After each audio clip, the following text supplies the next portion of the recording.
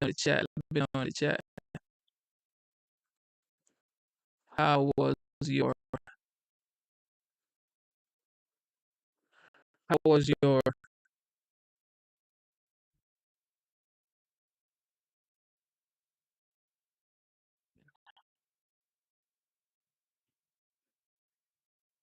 All right, with that being said, we're back like never left. Tuning in. Happy Thanksgiving one more time. It is your sis. Welcome back to the live show. Yes, yes.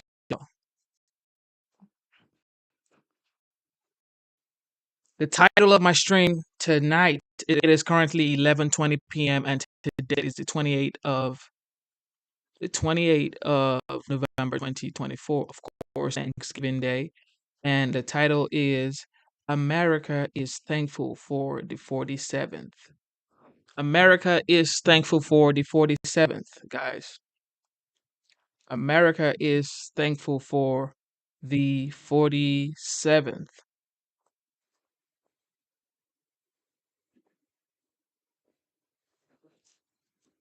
Tell me what you're most thankful about or most thankful for. I am thankful for my family. I'm thankful for my life. I'm thankful for shelter. I'm thankful that I am in the greatest country in the world. I am thankful for the fact that I am able to do this, converse with you guys, and learn a lot just doing this. I am thankful for health. Okay, I am thankful for health, for food. You know, I'm thankful, man. I'm thankful because sometimes we take our health for granted. We take our health for granted, and we're not supposed to do that because I was in the hospital today around say 6, 7 p.m. and I was with my family member. No, actually around 3:30, 4 p.m. I was with my family member. I was with my family member until like 8 p.m. And she's celebrating her her Thanksgiving in the hospital. So do not take do not take your health for granted. Do not take your health for granted. Don't do it. All right, with that being said, ladies and gentlemen, we are up for the show.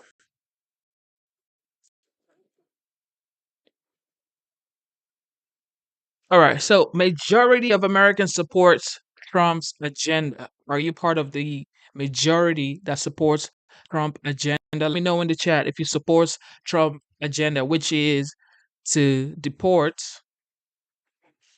which is deportation for sure, because he's been talking about that during his rallies and campaigns. Are you part of the majority that supports Trump agenda? Listen. Inauguration Day is just under 2 months away, and President-elect Trump is looking to make good on his campaign promises of putting America first and bringing the country together. I will govern by a simple motto: promises made, promises kept. We're going to keep our promises. Nothing will stop me from keeping my word to you, the people. We will make America safe, strong, prosperous, powerful, and free again.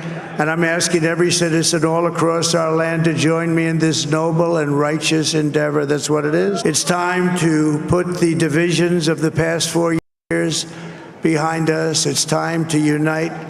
And we're going to try. We're going to try. We have to try. Success is going to bring us together, and we are going to start by all putting America first. We have to put our country first for at least a period of time. We have to fix it. Because together we can truly make America great again for all Americans. So I want to just tell you what a great honor this is. I want to thank you. I will not let you down. America's future will be bigger, better, bolder, richer, safer, and stronger than it has ever been before. Well, Trump is already vowing to get to work on day one. He's looking to crack down on illegal immigration, kickstart American energy, and reestablish our global standing. And a new poll shows that a majority of Americans support Trump's vision for our country.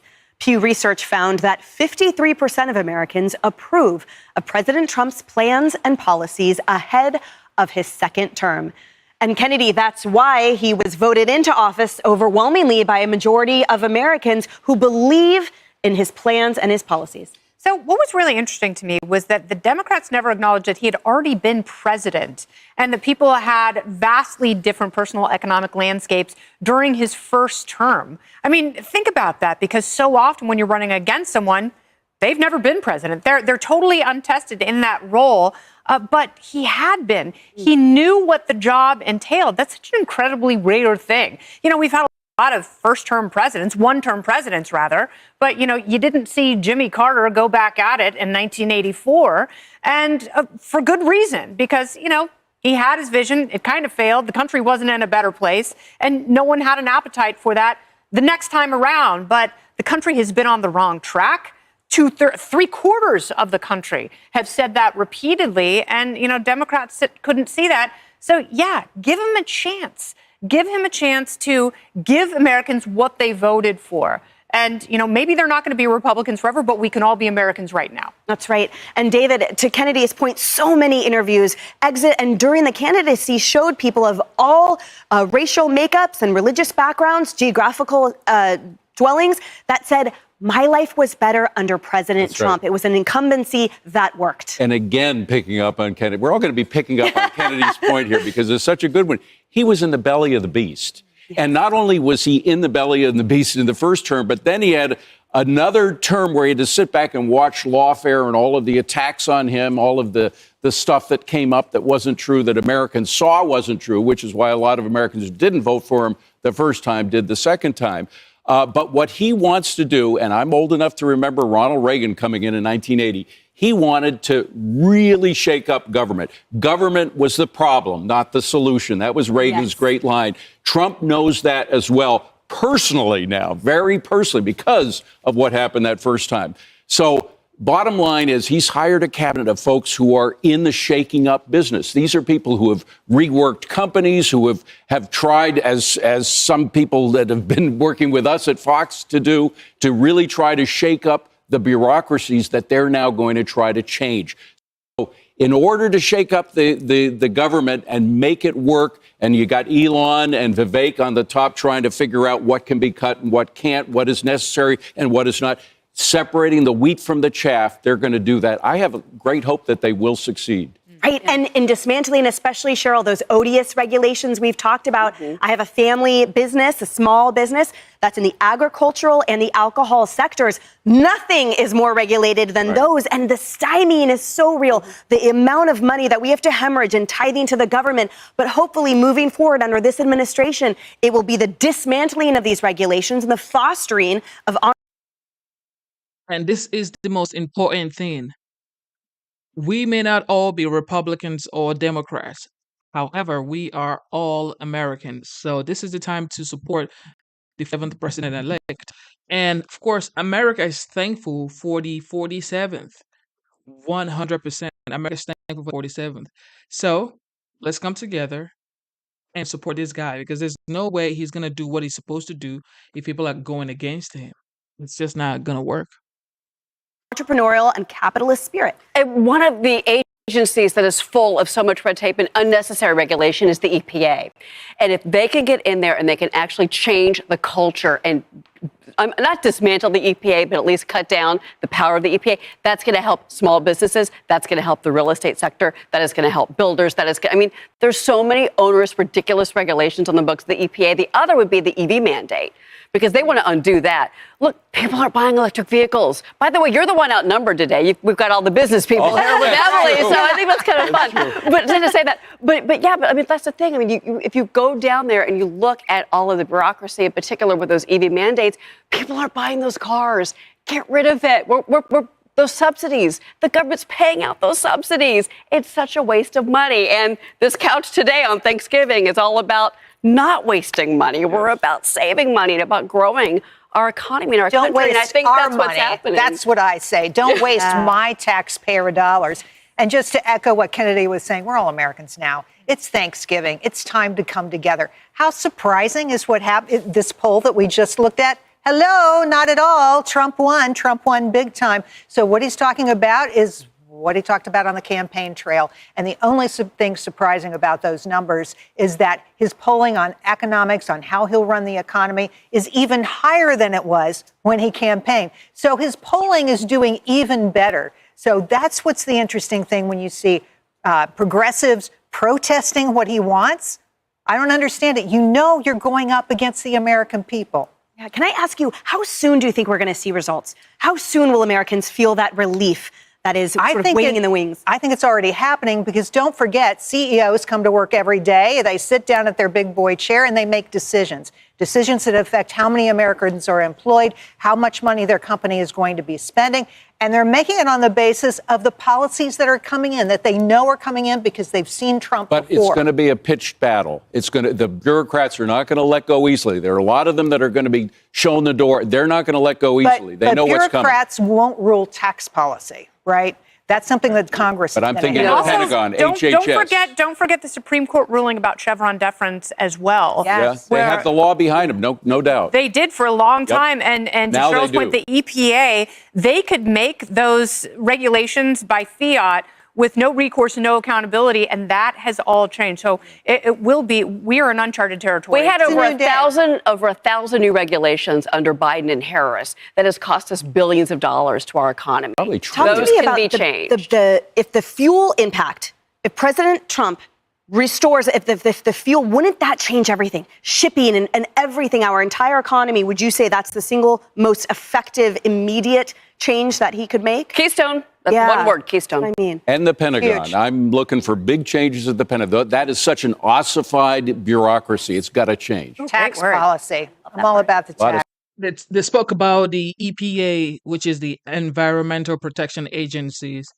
Of course, now the Department of Government Efficiency, which is DOGE, being led by Elon Musk and Vivek Ramaswamy. Both of them are also going to have some sort of input and opinions on the EPA. So one thing is for sure, we're going to see a lot of changes.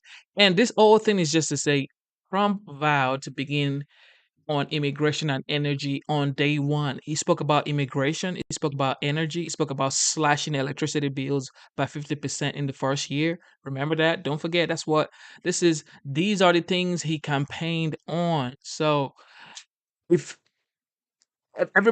this man holds himself accountable for what he says, and he prides himself in being a man of his words. So one thing I know for sure is if he gets all the support he needs, which there's no reason he should not get all the supports he needs. I don't really care about what the media says about him at this point. I just, the Republicans in the Senate and the House should support him, and he has to do what he has to do because there's no way he should not get everything he needs to do done.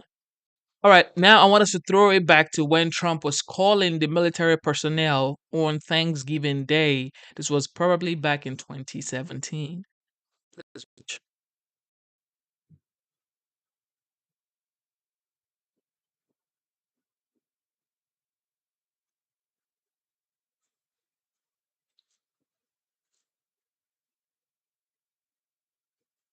It's gonna load. For some reason, my computer, I need to fix this like I did the last time. This is sad, bro. Why is it loading for too long? Much, and I say to our great warriors, hello and happy Thanksgiving. We're celebrating Thanksgiving over in the United States, as you know, and you're celebrating it wherever you are in all parts of the world, and we'll be talking to you individually. We're honored to be joined on today's call by great patriots. You are really great patriots representing each branch of the American Armed Services. Melania and I want to express our profound gratitude for the extraordinary sacrifices you make to defend our nation while you're away from your families and loved ones, I hope that you'll take solace in knowing that all of the American families that you hold so close to your heart, we're all doing well. The nation's doing well economically, better than anybody in the world. We're the hot nation of the world, and it's nice to know you're fighting, and you're fighting for something that's doing well, and that's our country. I want to begin by welcoming Colonel Stephanie Barton and the men and women of the 101st Airborne Division. These are real warriors, and you have the Resolute Support Sustainment Brigade, and they are joining us from Bagram Airfield in Afghanistan, where our soldiers are providing invaluable aid and combined joint area operations throughout Afghanistan. You are doing an incredible job. A lot of progress has been made, and your courage truly inspires us all. We know what you're doing, and we watch it. Oftentimes, we're watching it every night during the news, and we know it's dangerous, and we also know that you've had an unbelievable impact. Joining us from Al Jabar Air Base in Kuwait is the Central Command Response and Crisis Response Special Purpose Marine Air Ground Task Force. Lieutenant Colonel Sam Howie, you are really great Marines, and you're the embodiment of honor and courage and commitment. It's incredible the job you're doing. I particularly want to congratulate you on the work you've done to crush ISIS from the air and from the ground. And really, big progress has been made. They're very close to being gone, and we like it that way. But you have shown incredible courage, and I have to say you've shown great leadership. So thank you very much, and Lieutenant Colonel, thank you very much, and we'll be talking to you in a little while. Happy Thanksgiving as well to Captain Pat Hannafin and all of the sailors aboard the USS Ronald Reagan. Great ship. Your ship's motto is one that we embrace every day: peace through strength. That's what the motto is, and we have that motto at home. Everywhere the 7th Fleet sails, the USS Ronald Reagan is an enduring symbol of American might, American strength, American power, and really American goodness in so many ways.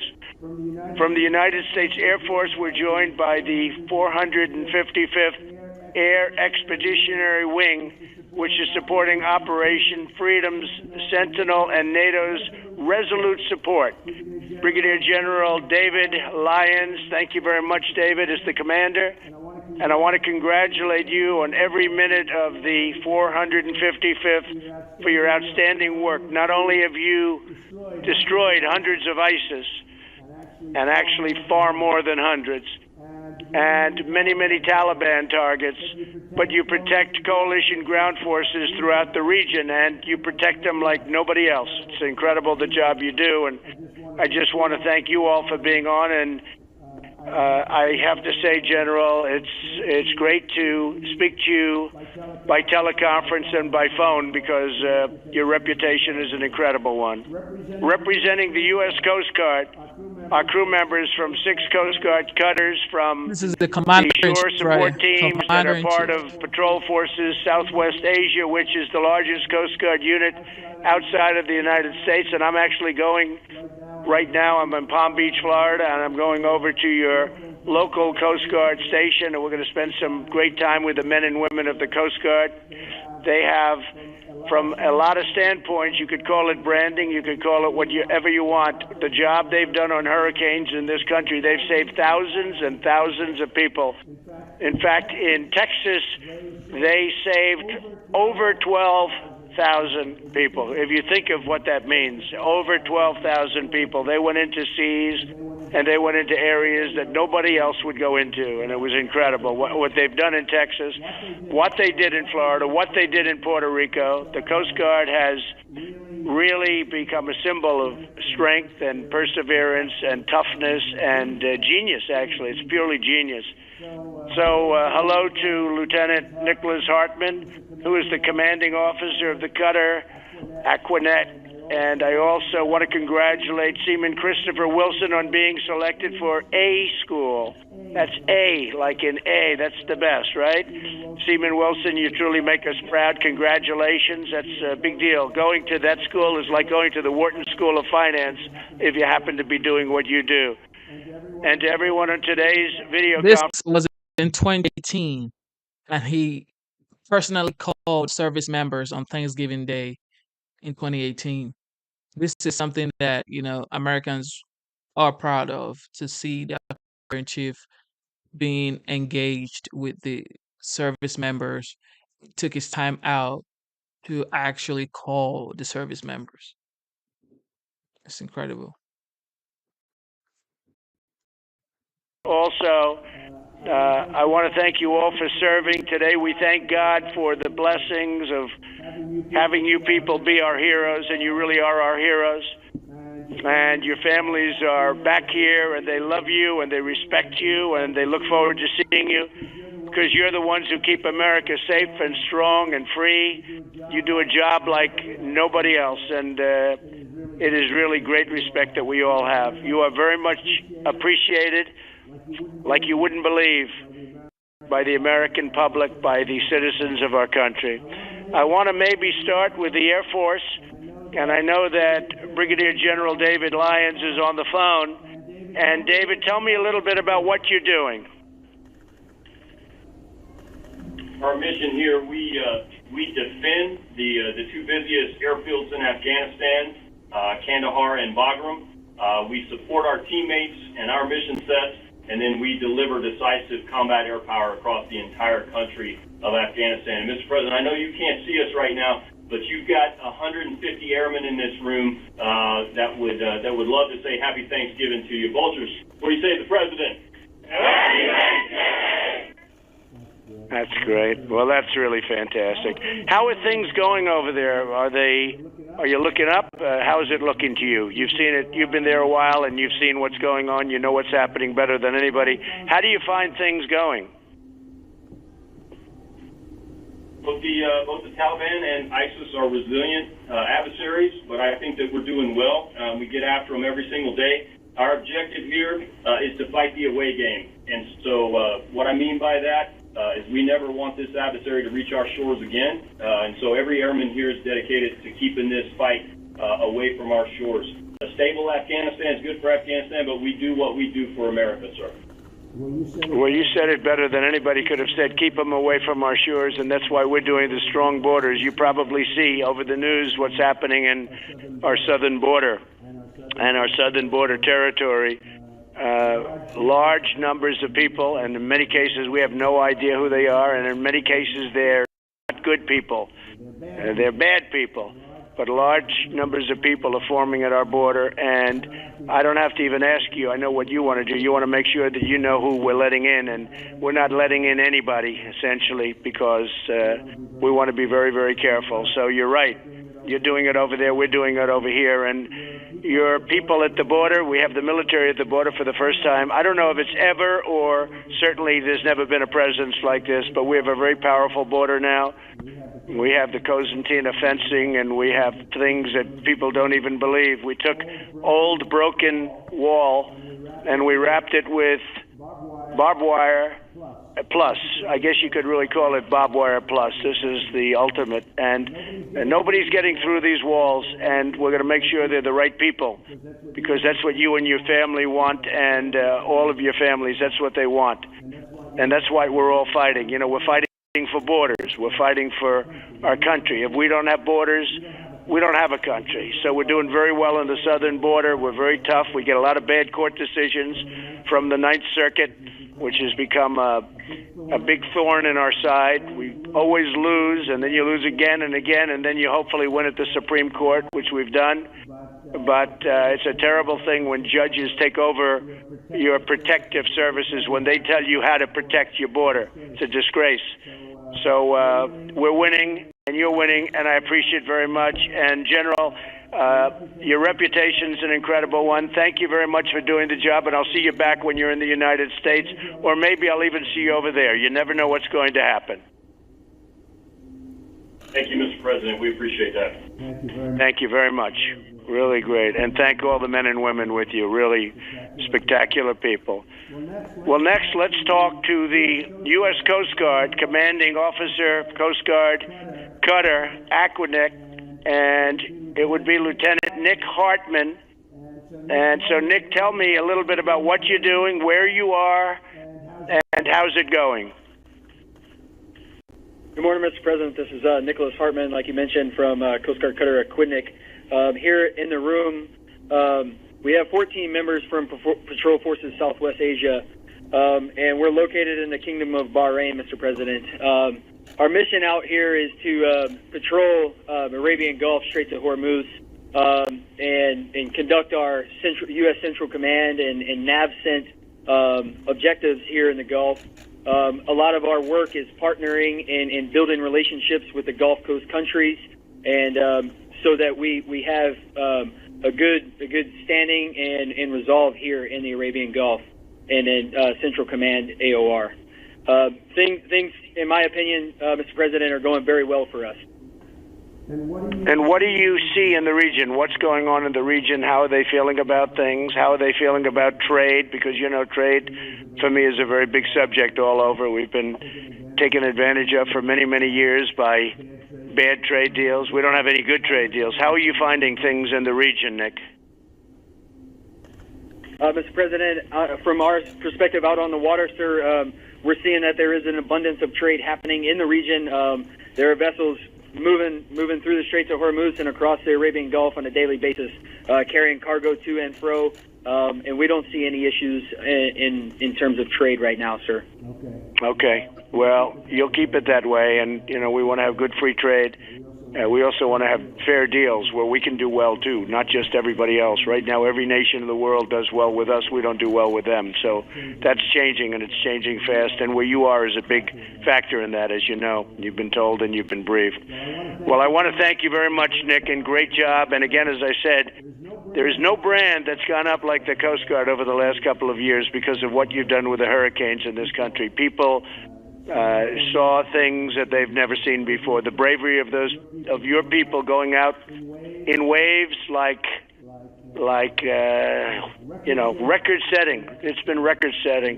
The one hurricane in Texas, they say, dumped more water, and it was more violent in terms of water than anything we've ever had in the country. And you guys went out there, and you did it like just a day in the office, and I really appreciate it. We all really appreciate it, Nick, and thank you very much.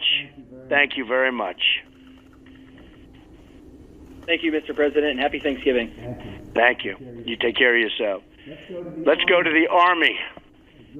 Good old Army. We love the Army. We have Colonel Stephanie Barton, the U.S. Army. And Stephanie, tell us a little bit about yourself and where you are and what you're focused on, what you're doing. In my opinion, this is what a commander-in-chief sounds like.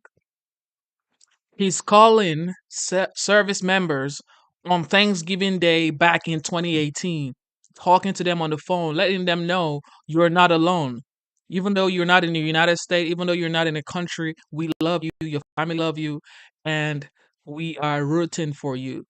This is what a commander-in-chief sounds like. This is the 45th president of the United States and the 47th president. I respect this dog. I was about to say I respect this dog, bro, but I respect this man right here.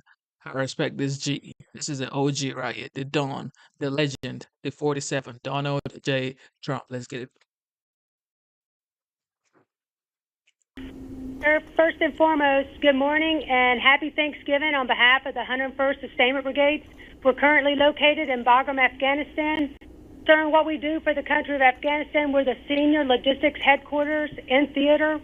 And it is an away game, and I will tell you, in order to fight and win the nation's wars, it's because of sustainment and logistics. And you've got highly motivated, true professionals in this room and outside this room that are truly making it happen. We support, if it's in the hands of the warfighter, it comes through us to them. So we support everything from coalition to joint forces, from border to border here in the country, sir. Good. And how are you finding things in Afghanistan right now? Sir, it's good. We're truly making the mission happen when it comes to sustainment. We're we're responsible for all the strategic, operational, and tactical logistics. Like I said, if it comes in the theater, we get it in the warfighter's hand. But we have a phenomenal team, and I can't speak enough about that, because a lot of the times as a sustainment community, we're behind the scenes, which is fine. But it's a good team effort, and it takes the support by all to make it happen. So, Colonel, how many people are you commanding right now, would you say? There are 10,000. Wow. That's a lot of people. That's fantastic, Stephanie. That's beautiful. That's beautiful. And not only is it important what you're doing, but you're enjoying what you're doing. Is that right? Sir, absolutely. We truly love it, and I will tell you, our formation is a great mixture. We have all the Army compos from the active duty, National Guard, Reserve. We have Army, DoD civilians, and civilian contractors that literally we all come together and make this mission happen. So we do hate that we're not with our family and friends today, but I tell you, we are a close family here, and I'm truly happy to be a part of it. It takes the whole community, from green suiters to civilians, to make it happen. And sir, you would be very proud, because we truly are. It's fantastic. We're proud of you. And I tell you what, we're proud of your people. And please say hello to everybody. Have an incredible Thanksgiving. And we're taking good care of you. You know, the budget's now at $716 billion, Stephanie, right? So we're getting rid of some of that old equipment that you see what's going in, the best in the world, right? So you see a big difference. It's an awfully big difference from what we had before. And it's only getting better. We'll be stronger than ever before, and with people like you, we feel very confident. So, Stephanie, thank you very much. Happy Thanksgiving to all, and I will see you when you're back. Sir, sounds great. We have one last message, if that's okay. Yes. 1, Yes. 2, 3, go! That's great. I really appreciate that. I really do. I appreciate it. Take care of yourself. We'll see you all soon. Thank you. From the U.S. Marine Corps, we have Colonel George Schreffler. And George, are you on? So this is Lieutenant Colonel Sam Howie. Colonel Schreffler is doing a battlefield circulation right now. I'm the executive officer, and I'm here with several Marines who would like to wish you and our fellow Americans a happy Thanksgiving. How copy? That's great. That's great, Sam. Good. How's it going over there? It's going great, sir. Right now, the Special Purpose MAGTF, we're based in Kuwait, but we have Marines from Jordan all the way to Afghanistan and up into Iraq and Syria. And every day those Marines are ensuring that those who would do us harm pay for it. It's pretty amazing watching these young men and women, sailors and Marines, and what they do with a smile on their face every day. And how is the progress coming, would you say? I'd say the progress is excellent, sir. We've moved throughout those areas and cleared the vast majority of those enemy forces who face us. And right now, I think we're in a good position to continue that for the rest of the year or foreseeable future. That's great. That's great. I'm hearing very good things. And they treat you good over there, I imagine, right? Do they treat you good? They're outstanding. Our partners throughout, included here at Al Jaber Air Base with the Air Force, they treat us like gold. We want for nothing. And today we had, I think everyone can agree, a fantastic Thanksgiving dinner here aboard the base. That's great. That's great. Well, they should. We're good friends, and they've been a good ally. We treat them well, and they treat us well, and a lot of good things are happening over there. People are surprised to see how fast things are turning around. But you have one of the great bases. You have something that's incredible and special. And we'll get to see you, George. We're going to get to see you very soon. And I will say, and say hello to everybody else, but I will say, I want you to have a great Thanksgiving. You are, what's the time difference? What is your time lag over there? How many hours between, let's say, East Coast? Right now, sir, it's 1800 in the evening. So there's about a 8-hour difference between us. Yeah. That's a pretty big time difference, right? That's a pretty big time difference. So you've celebrated. Well, listen, you just take care of yourself and say hello to the Colonel and everybody. And you're special people, very, very special people, and we're very proud of you.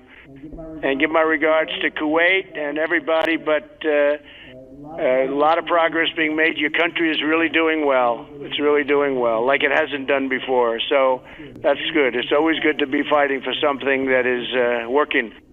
And unlike a lot of countries, this one works well, and it's working better than ever. So we'll see you when you're back, or maybe we'll see you some other place, okay?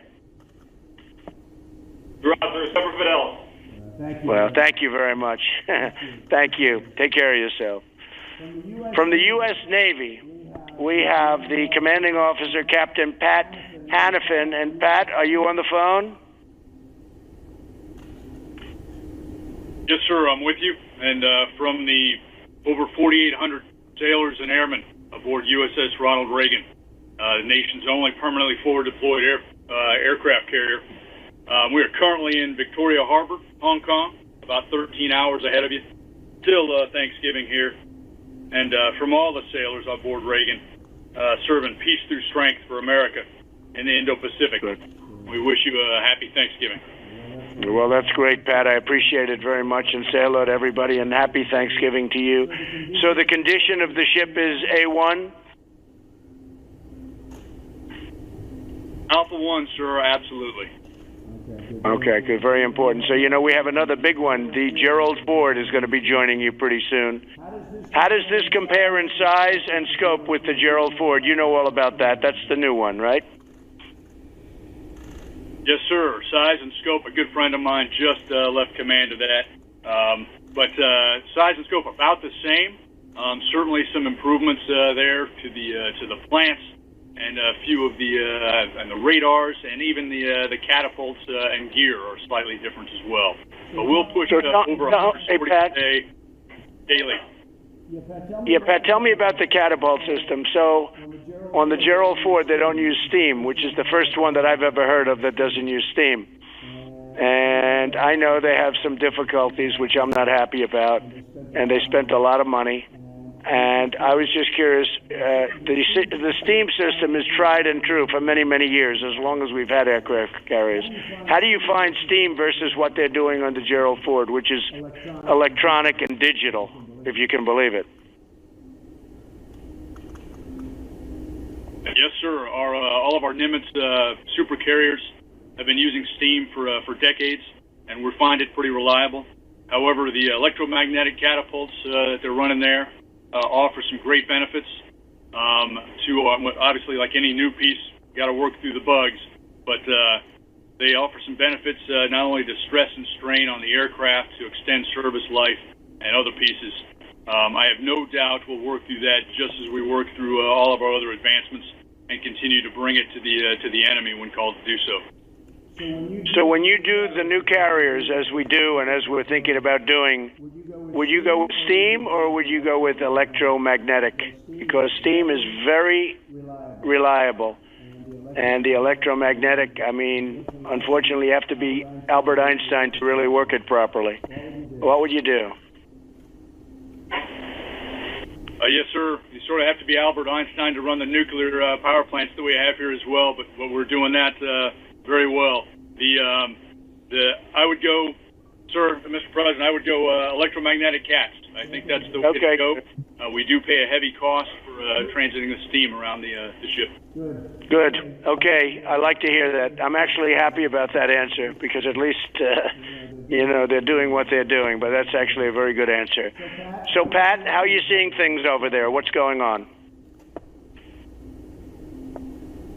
Yes, sir. We have been flying, sailing, and operating everywhere international law allows, just as we have for decades out here, in full support of our free and open Indo-Pacific push in company with our Japanese and other allies. We've worked with the Japanese here in Keen Sword, the Australians, Canadians, so a lot of allies out here, and we are certainly their best friend and our allies and our adversaries' worst fear. And that's exactly what we want to do, is bring peace through strength to this region. Right. And you have a 6-month deployment approximately? Sir, we're a little shorter than that, but Reagan, as your only permanently forward deployed carrier, spends about half of the time each year out and about half back in getting maintenance worked on it. Each of the sailors and airmen aboard spend 3 to 5 years out here with us at a time before going back to a stateside assignment. But they're all honored to be serving the nation out here. Right. Pat, why is it that the Reagan is the only one that's permanently deployed of all the aircraft carriers? Why is that? Was it set up for that, or is it just happens to be? Yes, sir. We have worked a single aircraft carrier out in Japan for decades now. Reagan took that role back in about 2013. I'm sorry, that's not quite right. About 2016. But it switches out, so different carriers out here for different periods of time. It was George Washington before us, and then a few of the conventional carriers, going way back to Midway, Kitty Hawk, and Independence. So we've been running that for a while. But it's just an infrastructure piece. It takes quite a bit of infrastructure to make that work, but we get a lot of presence out of it for the region. And do you feel safe in the region? Do you see any hostility? Do you see any aggression? Because, you're hearing a little bit about aggression from a couple of the players. What are you feeling? Yes, sir. We have safe and independent operations out here throughout the theater. We do feel safe. There have been a couple of close calls, but in most cases, the vast majority, they are professional navies. And we have no doubt that we can bring we bring the U.S. interest to the theater, and expect that to continue into the future. That's great, Pat. Well, I want to wish you a happy Thanksgiving and say hello to everybody in the Navy. And just in closing, I want to wish everybody a really, really happy Thanksgiving. And we'll see you when you're back, and maybe I'll see you over there. But it's a great honor to talk to you. I know everything about what everyone is doing, and you're doing an incredible job, and you're keeping us safe. And we all miss you back here, but we'll be seeing you soon. And on behalf of the whole country, I want to just thank you for what you're doing. Very, very special people, men and women that are just incredible people. You're highly respected. And I tell you what, our country has such respect. I don't think you hear it enough, but our country has such respect for you and the job you do. So happy Thanksgiving, and we will see you soon. Happy Thanksgiving. Happy Thanksgiving. Thank you. Thank you all. Bye. Bye. Great people. They're great people.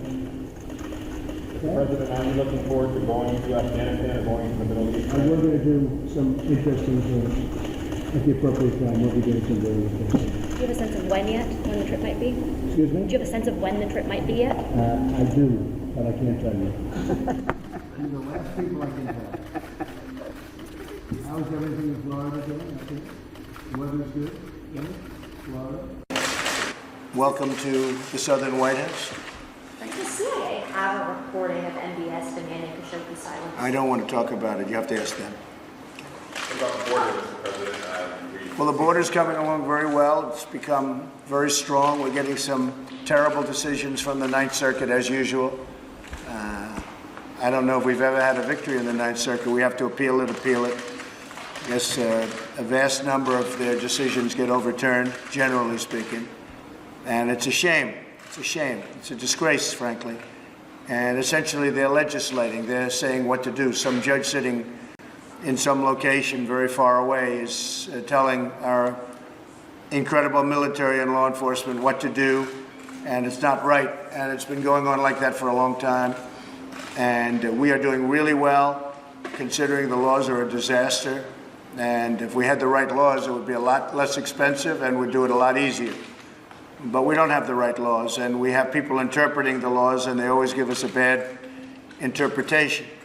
So hopefully we've shown some light on the Ninth Circuit. I know that Chief Justice Roberts, John Roberts, has been speaking a little bit about it, and I think I have a lot of respect for him. I like him and I respect him, but I think we have to use some common sense. This Ninth Circuit, everybody knows it. It's totally out of control. And what they're doing, what they're saying, the opinions are very unfair to law enforcement. They're very unfair to our military. And they're very unfair, most importantly, to the people of our country, because I'm keeping them safe. And you see how we fortified things, and all of that all of that vast amount of fighting that you see going on at the border, it's all taking place in Mexico. And Mexico cannot believe how tough these people are. The mayor of Tijuana and so many others had said, boy, these are tough people. They start fighting right away. They're tough people. You have many criminals in that caravan, and the big caravan hasn't arrived yet. And we're very well fortified. We have fencing and walls like very few people have. We've been able to do it rather quickly. Cosentino wire, and so many other things are there now that they didn't have. And they're not coming through. We're not letting criminals into our country. Got to come in legally. You have to come in through a process. So we want people to come in because I have many, many companies moving back into the United States. They're opening up car plants. They're opening up factories all over the country. The United States is booming. We have the lowest unemployment we've essentially in most groups ever had. So we have a lot of good things happening. We need workers, but they have to come in legally. We want them to come in, but they have to be people that want to work and want to do a great job for our country. They come in through a merit system.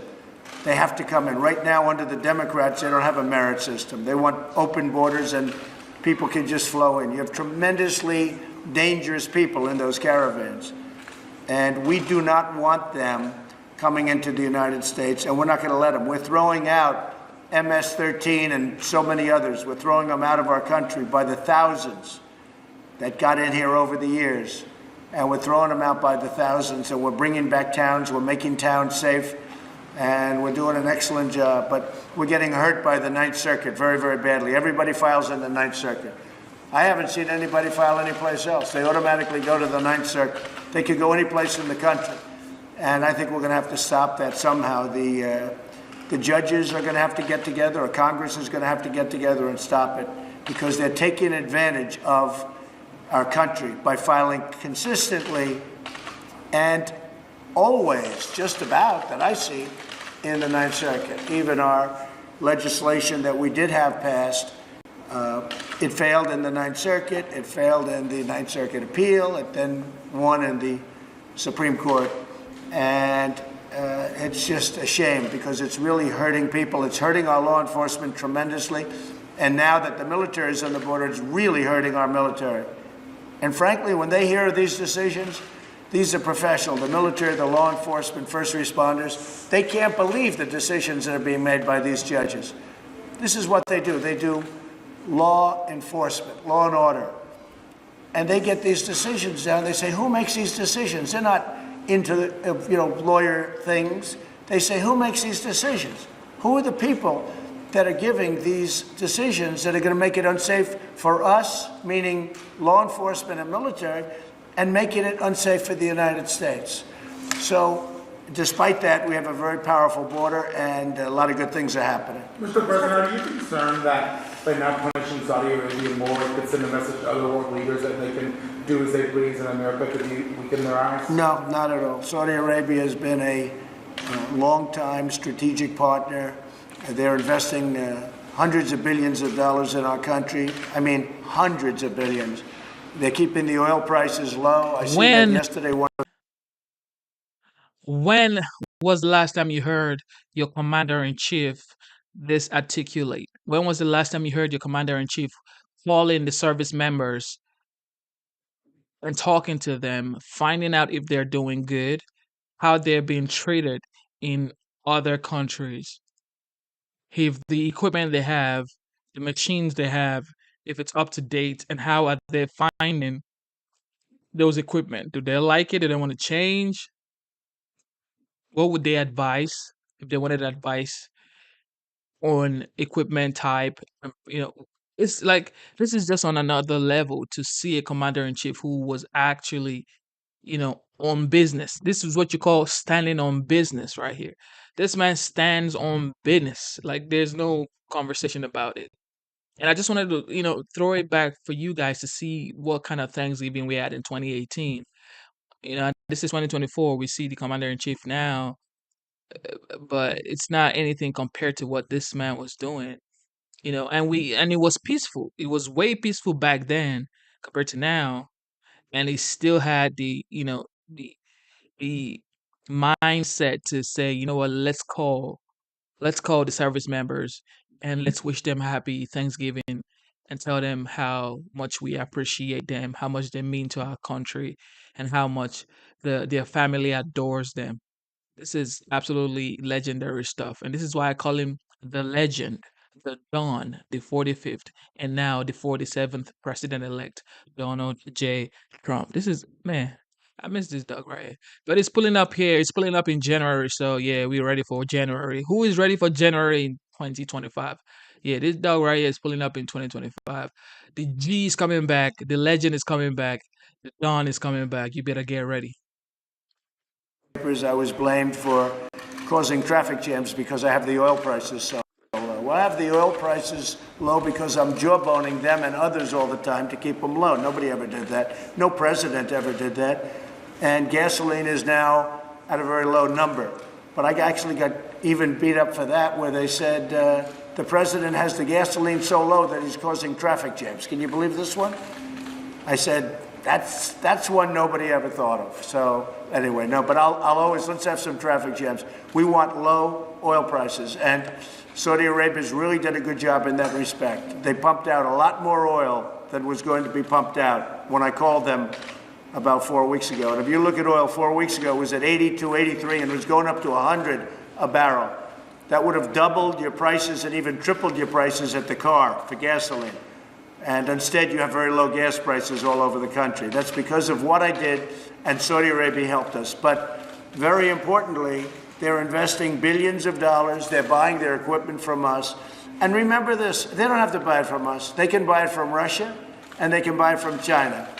They make very good equipment. They don't make as good equipment as we make. Nobody does, nobody even close. But they make very good equipment. So they can spend that money in Russia and China and other places.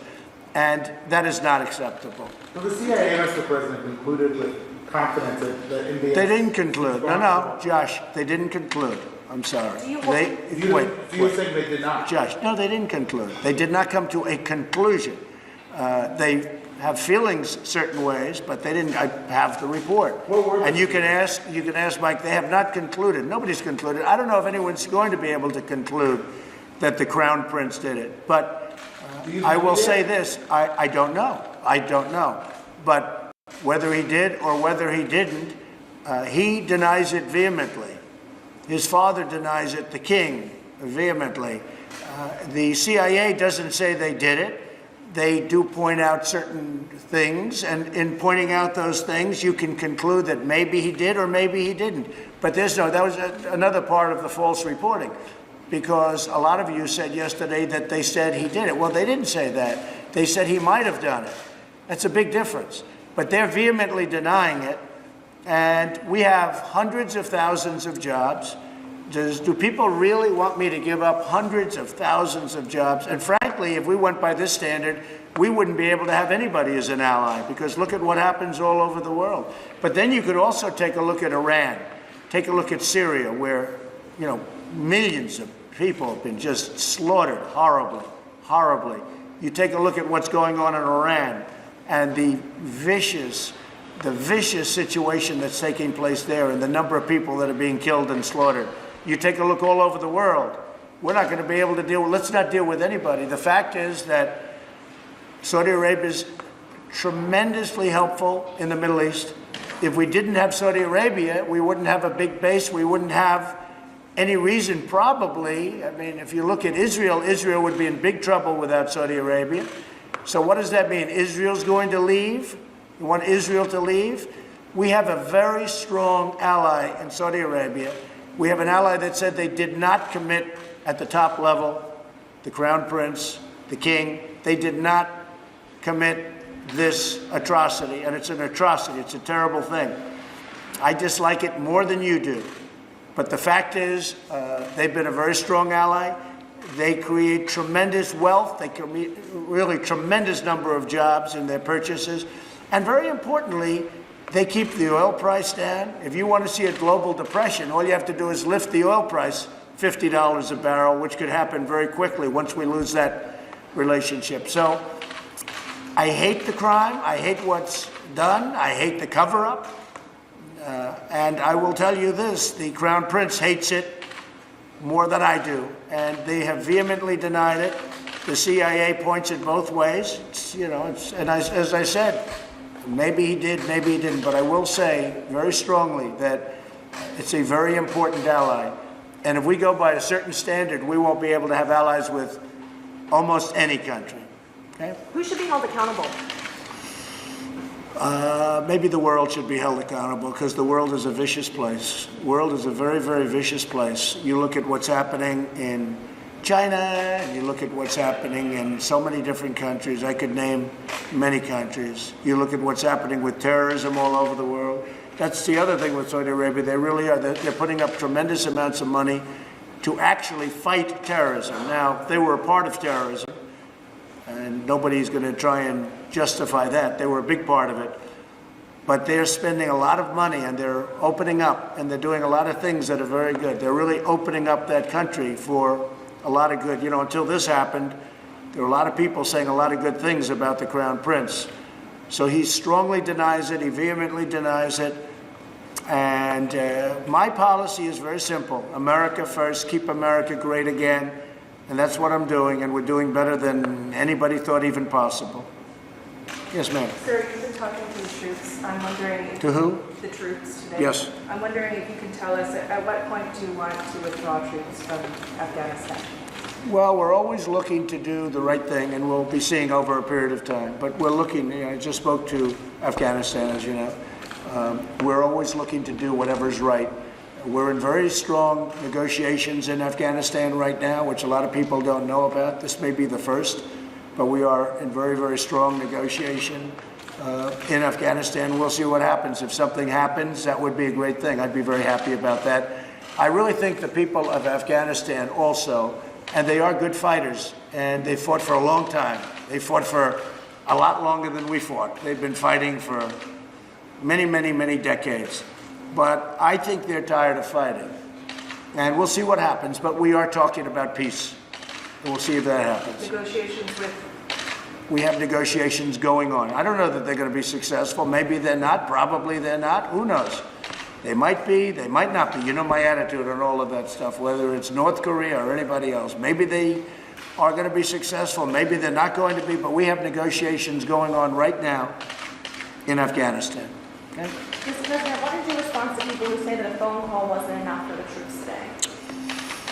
Well, nobody's done more for the military than I have. I took the budget from very little to $700 billion and then $716 billion. And I'm now going over to the Coast Guard, where I did last year, and I will probably a lot. But we're going over to the Coast Guard. I really believe nobody, in fact, a number of generals were on television over the weekend, and just unrelated, but they all mentioned the fact that nobody's done as a president for the military in a long time what I've done, because I've taken spending where you had a depleted military and it wasn't. Thank you for tuning into the live show. You know what time it is. It is your boy, Genesis. Smash the like button, double tap your screen. All right, it is currently 12:18 a.m. Eastern Time. And today's date is the 29th of November, 2024. Yes, we are currently watching the former president, the 45th president of the United States, President Donald J. Trump, speaks to military service members on Thanksgiving. This is a throwback in 2018. And you just got to give this man his flowers. This is why I call him a legend, because this is what you do as a commander-in-chief. You come out and you speak to the service members. And when people say this guy doesn't really care about the military personnel, the veterans, and in my mind, I'm like, what are you even saying? This man made right to try for veterans. How would you say he doesn't care about veterans? I don't get it. And I'm asking someone in the chat, I'm saying, you know what? Tell me if the commander-in-chief called the troops today. And this person says, yes, he did. I'm like, do we have a video proof? There is no video proof. We just know he did, because there's articles saying he did. But this man took his time out to sit down for 1 hour and actually call them and documented the call, and you can hear the way he's talking. You can tell this is not just, hey, are you guys okay? All right, thank you for doing everything you're doing. Happy Thanksgiving. He's talking to them in details. Man, you gotta respect Donald Trump, man. This man doesn't get the accolades he deserves, which is fine. You know, you don't have to like him. However, you cannot take away the things he did, how much he cared. He has a sharp mouth, okay? I don't agree with everything he says. I don't agree with everything he says. However, you know, come on, man. You gotta give him his flowers. Okay, you just gotta give him his flowers. That's all. And it frankly put us in danger. And I was able to get Congress to give us $700 billion and now $716 billion for our military. And I've also done more for the vets than anybody's ever done. I got choice approved. They've been trying to get choice for 40 years, more than 40 years. They couldn't get it. Where a vet can go directly to a doctor now, instead of waiting on a line for 2 months and 2 weeks and 3 weeks, and amounts of time that are unthinkable to anybody, including yourselves. So I think I've done more than anybody else, certainly in many, many years and probably in many decades. Mr. President, are there any updates on the troops that are being sent to the border in regards to the caravan? No troops. We're going to have a strong border. Our southern border is going to be very strong. You heard me speaking to some of the folks just now in different parts of the world, and they're so proud of the job they're doing. And you got to have borders. If you don't have borders, you don't have a country. I mean, the Democrats want open borders, and they want these people coming in. Many of those people are criminals, okay, and have been so adjudged. We know who they are. They have records. They have some very substantial criminal records, some very bad criminal records. They're in the caravan. You saw what happened in Tijuana, where a number of the people said, these are tough people. They start fighting. They're starting fistfights. They have fistfights all over the streets. They're starting fistfights. They said, these are not like normal, innocent people. These are people, you talk to them and they start a fistfight. I don't want that in this country. Okay? Mr. President, what about the idea that the military may use lethal force against these migrants? If they have to, they're going to use lethal force. I've given the okay. Yeah, if they have to. I hope they don't have to. But, you know, you're dealing with a minimum of 500 serious criminals. So I'm not going to let the military be taken advantage of. I have no choice. Do I want that to happen? Absolutely not. But you're dealing with rough people. You ask the people in Tijuana, Mexico. They opened up with wide arms. Just come in, let me help you, let us take care of you. And within 2 days, now they're going crazy to get them out. They want them out. Because things are happening, bad things are happening in Tijuana. And again, it's not in this country because we've closed it up. 2 days ago, we closed the border. We actually just closed it. We're saying nobody's coming in because it was out of control. But you take a look at Tijuana, Mexico, and you see what's happening there. It's really a bad situation. What do you mean you close the border and nobody's coming in? What do you mean by that? If we find that it's uncontrollable, Josh, if we find that it gets to a level where we are going to lose control or where people are going to start getting hurt, we will close entry into the country for a period of time until we can get it under control. To the entire border? The whole border. I mean, the whole border. And Mexico will not be able to sell their cars into the United States, where they make so many cars at great benefit to them, not at great benefit to us, by the way. But at least now we have a good new trade deal with Mexico and with Canada. But we will close the border. And that means that Mexico's not going to be able to sell their cars into the United States until it's open. But we're going to either have a border or we're not. And when they lose control of the border on the Mexico side, we just close the border. And we have a very powerful border. We built a very strong border in a very short period of time, and the military has been fantastic. The job they've done. And by the way, Border Patrol and ICE, all of the law enforcement we have involved, and we have local law enforcement too, they have done an incredible job. And they've wanted this for years. You know, I'm the first president that's done it to this extent, but they've wanted this for years. And some of the presidents, I guess they didn't care, or they wanted open borders. I don't think they wanted open borders, because most of them, if you go back to 2006, they all approved essentially a wall. a very powerful fence, which is pretty much the same thing. But in 2006, if you look, Obama, you look at Hillary Clinton, you look at Schumer, all of the people that are standing up protesting, they think it's good for them politically. See, I think it's very bad for them politically. I think the fact that they're weak on the border is very, very bad for them politically. But, you know, I've only been a Happy Thanksgiving to everybody tuning in right now. God bless you. I hope you had a wonderful Thanksgiving. Well, it is a day after Thanksgiving now because it is currently 12:24 a.m.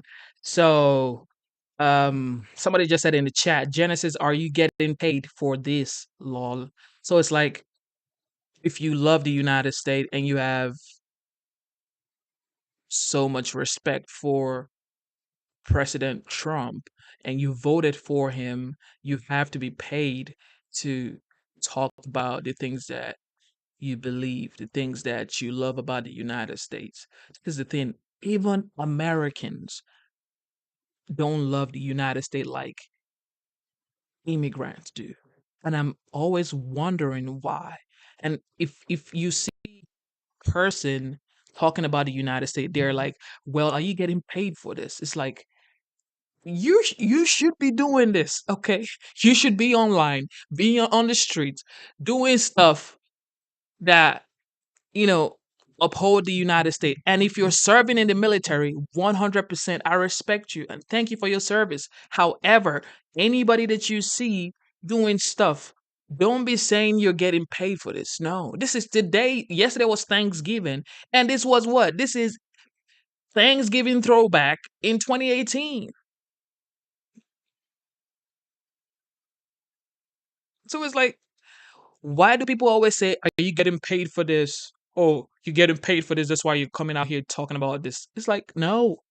Can can you love the country too and do something about it? It's like I've been streaming this for a long time. I've been streaming about the United States for like since almost going on 6 months right now.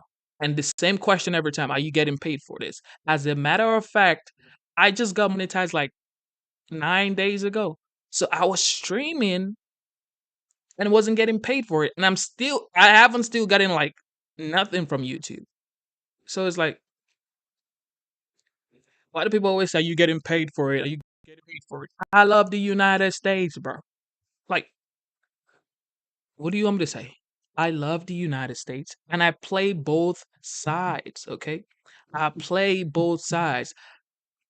When Kamala and Trump were running, I played Kamala's speeches, Trump's speeches, talked about it. We said our opinions. However, I voted for Donald J. Trump because I love his policies. I prefer the way the border was when he was president. I prefer the way the inflation was. I prefer the grocery prices when he was there. I prefer the gas prices. I prefer the mortgage rates. I prefer the interest rate. No new wars. You didn't have anything about all of these countries in chaos. So it's like, I don't get it when people say, are you getting paid for this? Like, it's bad to actually do this. Am I doing something wrong? Let me know. So I want to know.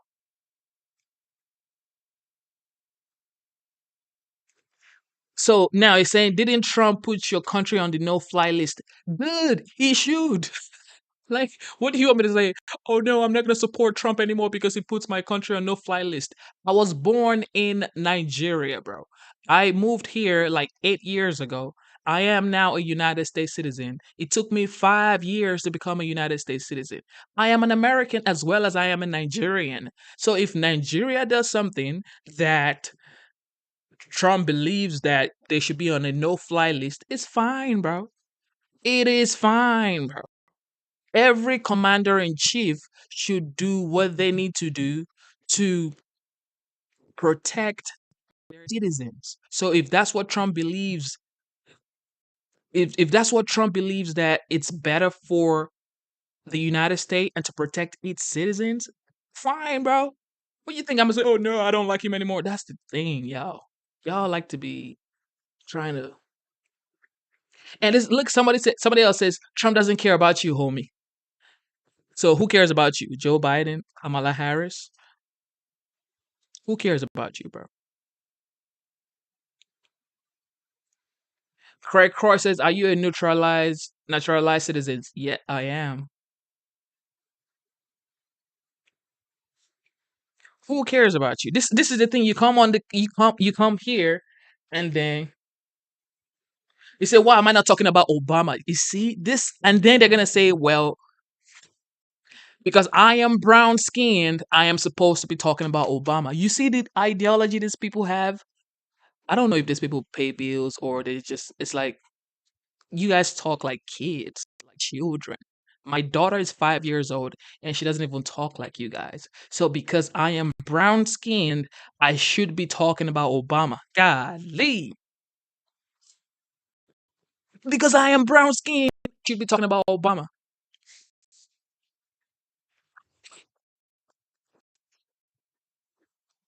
Oh my goodness.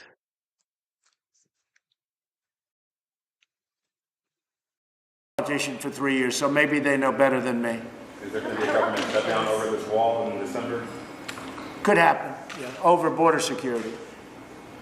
The wall is just a part of border security, a very important part, probably the most important part. But could there be a shutdown? There certainly could, and it will be about border security, of which the wall is a part. Do you think Secretary Nielsen is doing a good enough job? Well, she's in there trying, I'll tell you. It's a tough job. I mean, yesterday she gets a ruling that things that we were doing, a judge that knows nothing about it decided to take law enforcement into his own hands, and he gives a ridiculous ruling. So we'll appeal it.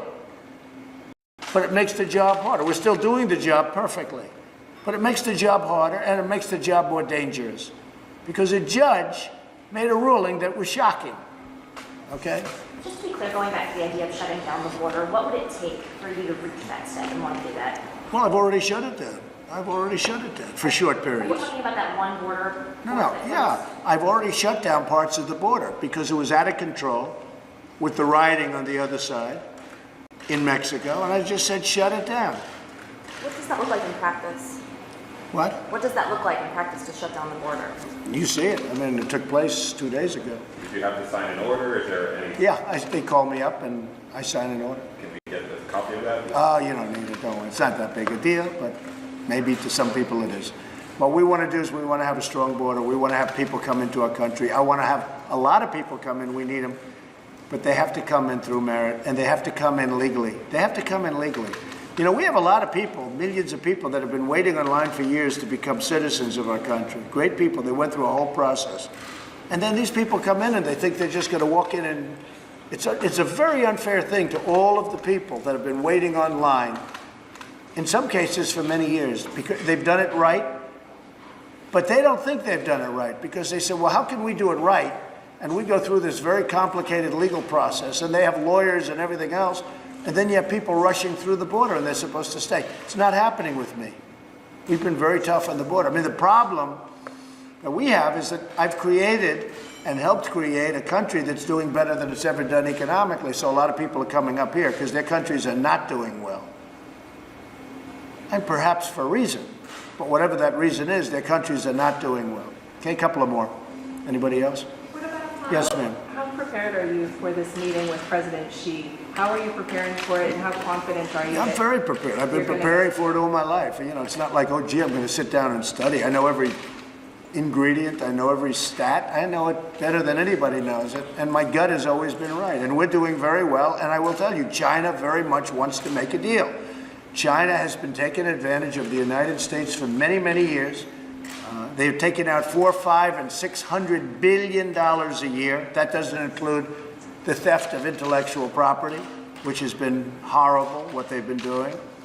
And, you know, it's not a question of preparing. I think I prepared for this meeting. I had a meeting literally right in that corner with President Xi. We have a great relationship. I like him a lot.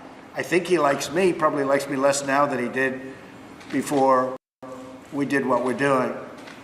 But we've picked up trillions of dollars in value, and China has lost trillions of dollars in value since I'm president. Trillions, many trillions of value.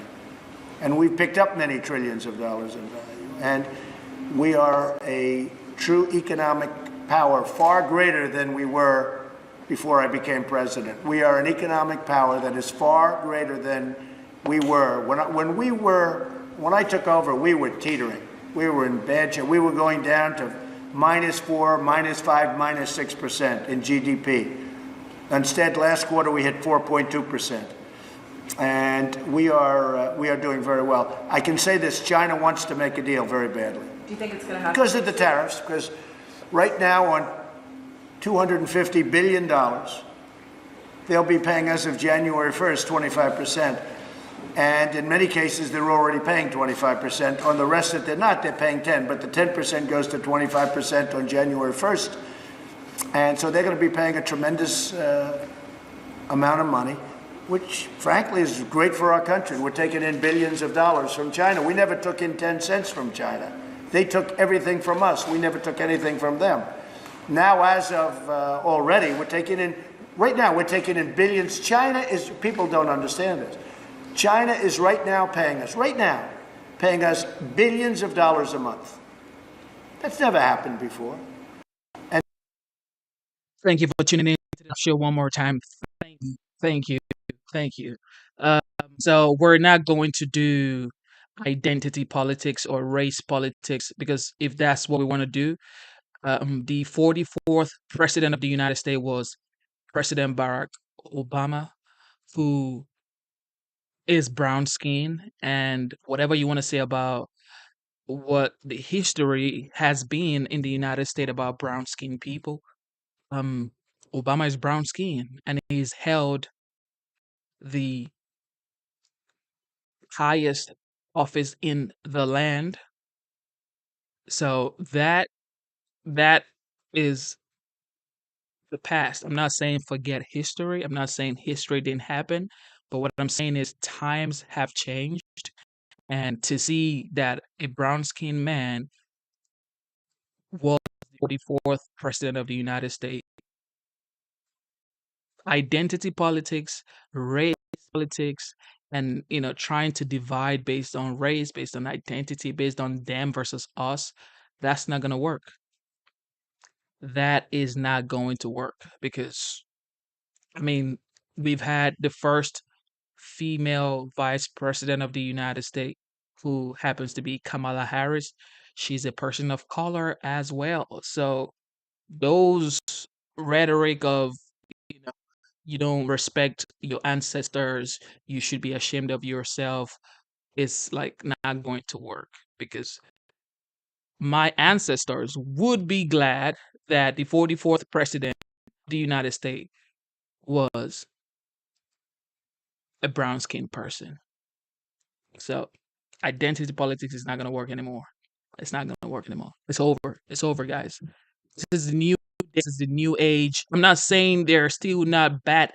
There's still bad actors out there. I'm not saying everything is rosy and great and there's no bad actors. No, that's not what I'm saying. There's always bad actors in every sphere of life, in every work of life, in every industry, organizations, companies. There's always a bad actor.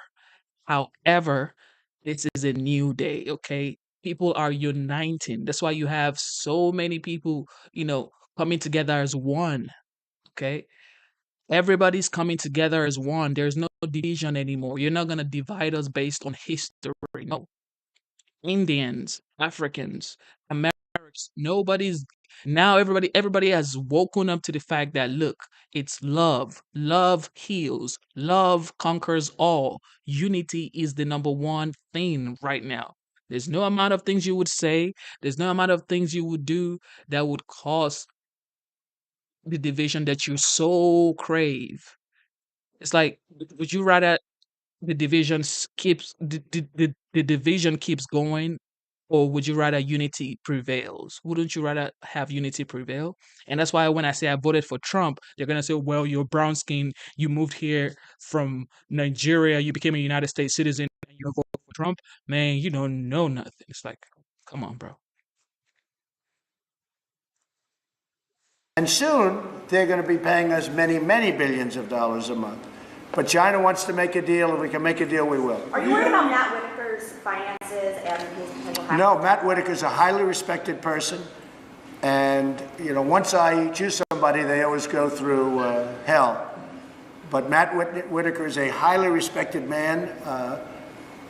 The Justice Department respects him tremendously. I've spoken to a lot of people, and the press has been nasty to Matt Whitaker, but I can tell you that he is a highly respected, strong person, and he's doing a great job. Everybody tells me that. He's doing a really great job. Have you done anything, Mr. President, to try to bring Julian Assange back to the United States? And No, I haven't been asked to. No. Would you want him to face charges here? Do you think I don't know anything about it. I'm not very familiar with the whole situation, but I would say that if somebody made a request, I guess it's something we consider. I just don't know very much about that situation.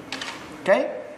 What else? Anything else? Are you interviewing people this week for new jobs in your administration? Yeah, we'll have a few. I'm very happy with my cabinet and people that work for me and for us, really work for the country. We have a great cabinet. We have absolute stars. But a few of them, I would say, can do very well outside. Everyone's doing well when they leave. That's one thing I'll tell you. Everyone that leaves the Trump administration has come out really well. I'm very proud of a lot of them. Look at Hope. Hope Hicks is doing a fantastic job. She's a fantastic young woman, and I'm very proud of her. Look how she's doing. She's become a very important person in the outside world. And we have many such people where they work here for a year and a half or for a period of time, and they go outside and they do really well. Many of them. And that's what I want. I want to see. There's always a lot of change. I'll probably be changing a couple. Maybe a few, but very little. Overall, we're very happy. Are you doing interviews this week for that? Yeah, I'm doing interviews this week. I'll do interviews as we say in the Southern White House. People like doing interviews here. What jobs are you interviewing for, Mr. President? Well, I'll let you know. But you'll be seeing. I know. Maybe I will. Have you talked to Ivanka about her emails? Yeah, I have, actually. And very innocent, a short period of time, very early on. There was no... Yes, y'all, you know what time it is. Okay, so this person right here, instead of just blocking, I would let them stay. So this guy says, because you're supporting someone you know nothing about, it's sad, really, about it. If you are a Christian, you get the Bible, you read the Bible, and then you believe in Christ, right? You believe in Jesus. What do you know about Jesus? You read about Jesus from the Bible, and then you felt his presence in your heart, right? You never saw Jesus. Nobody ever seen him. Like, you never actually saw him. You may feel the Holy Spirit. You may feel his blessings around you. You may feel his protection around you. It's the same thing with every individual that you see. For example, you listen to Taylor Swift or Beyonce or Jay-Z, or you watch football. You like these guys. You support them. You don't even know them. You don't know them. And here is, I'm not comparing Jesus to anybody. I'm just saying, if you're talking about seeing this, like, what do you know about this person? What do we actually know about anybody? And that's the question. What do we actually know about anybody? What do we know about anybody? This guy right here gave us a secured border. Mortgage rate in 2019, 2020 was like 0.98% or 2.89%. Mortgage rate has never been that low. We had money in our savings account. Prices were low overall. I don't need to know him because he's not my uncle. He's not going to be my dad. I don't want to know him. Okay. I just want a competent person who is going to be the commander in chief, do his job. That's all I care about. I want a competent person who knows how to do their job in the White House. That's it. Who cares about knowing him? Who cares, bro? This is the thing. Children want to know everything. Adults just want to check, am I going to be able to pay my bills? Am I going to be able to afford groceries? Am I going to be able to let my daughter travel around the country without having any fear that somebody coming from the border is going to hurt them? Bro, this is why I call you guys kids. Like, that's why I say, if you don't pay bills, don't be on the live stream. Don't be on the live stream because you're all in your feelings. You don't know this guy. Who wants to know him? Like, you go to McDonald's. Do you know who makes your food? Do you know who makes your food at McDonald's? You just go to the drive-thru and you open your hands and they put fries in your hands and you chunk it up in your mouth. You don't know how they made it. Do you know who makes your food at Chick-fil-A? Do you know who supplies your food at Walmart, Publix? Do you know how it was planted? Do you know how it came about? You just buy it and cook it. You don't care about knowing how the farmer planted the food. You don't know. Like you were, man, you guys. Deletion of emails like the 33,000 plus probably another 100,000 that Hillary Clinton did after she got a subpoena. There was no bleach pit. There was no anything, just innocent emails. There were no classified emails. A much different deal. It's another fake news story. And she did transition out. She was a private person, and then ultimately she transitioned out from private to government. And I believe all of her records are in the Historical Society, the historical records. Much different than the other situation that I've talked about for a long time. But she transitioned out, but everything's in historical records. I'll see you over at the Coast Guard. I'm going over to say hello. That's the only thing you have. This is the only thing you're going to say. You know it's going to deport you, right? I became a United States citizen during Trump's term. Hello? So it's like, what are you saying? That's the only thing you have to say. Oh, it's going to deport you. You know, right? He's going to deport you. I voted for Trump, bro. I voted for Trump. So if I was scared it's going to deport me, I would be saying something you're saying. Ever, I'm not scared. Did everything the right way. So this is what you know how to do.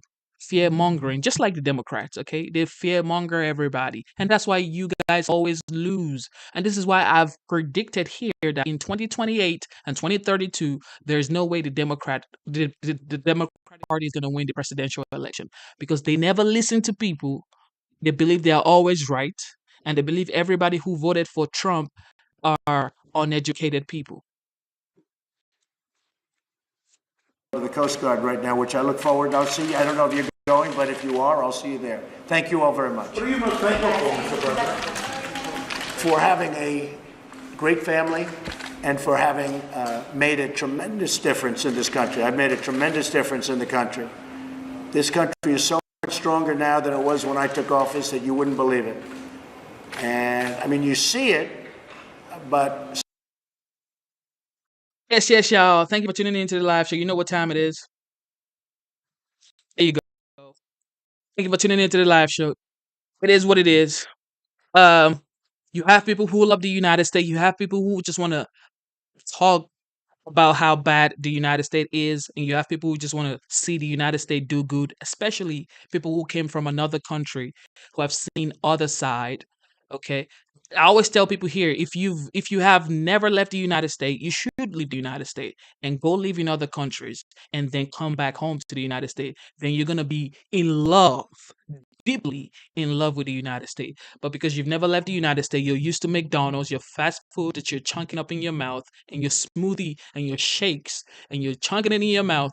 You don't know what other people are going through in other part of the world. You need to go there and then come back home, then you would cherish your country.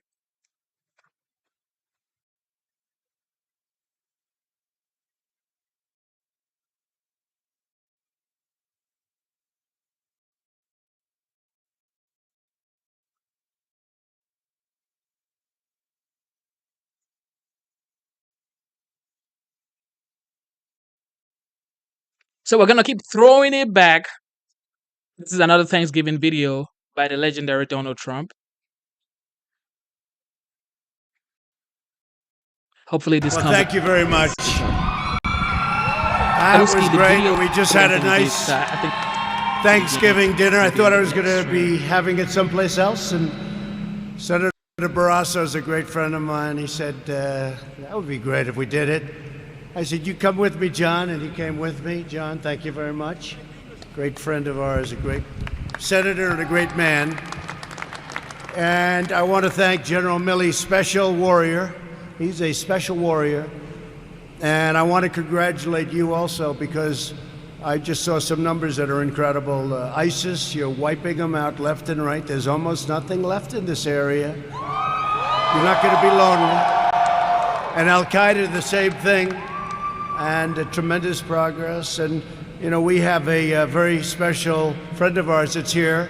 We had a meeting a little while ago. I said, would you like to come over and say hello to the troops? And he said, that would be such an honor. And I think what I'll do is, before I start, I'll bring up the president of Afghanistan, President Ghani, is here. So please, Mr. President, we'd love to have you say something. Thank you. Thank you.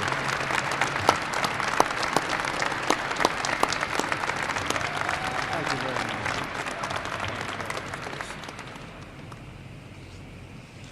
In the name of God, the compassionate, the mercy.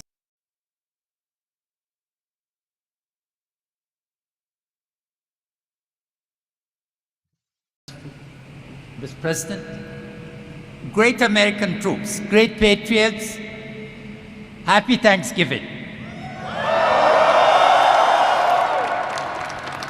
It's an occasion for us to be especially thankful because the President of the United States is here. And he has been the architect of the South Asia strategy and the strategy for wiping out Al-Qaeda and Daesh.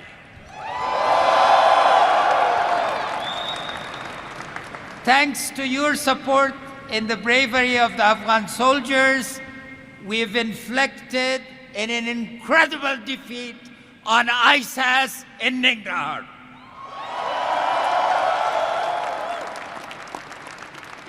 Last week it was Nangarhar. In the next 3 months, it's going to be all of Afghanistan. Equally, with your support, what we have done to wipe out Al-Qaeda South Asia is tremendous, and thank you. President Trump, people talked a lot about bin Laden, but what you did to eliminate al-Baghdadi, who was an organizer and not a talker, is much greater accomplishment. Congratulations. I would also like to take this occasion to say thank you to the Gold Star families. 2,298 American men and women in uniform have paid the ultimate sacrifice.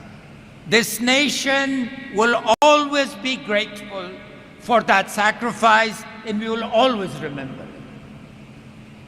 And also, 20,585 have been wounded.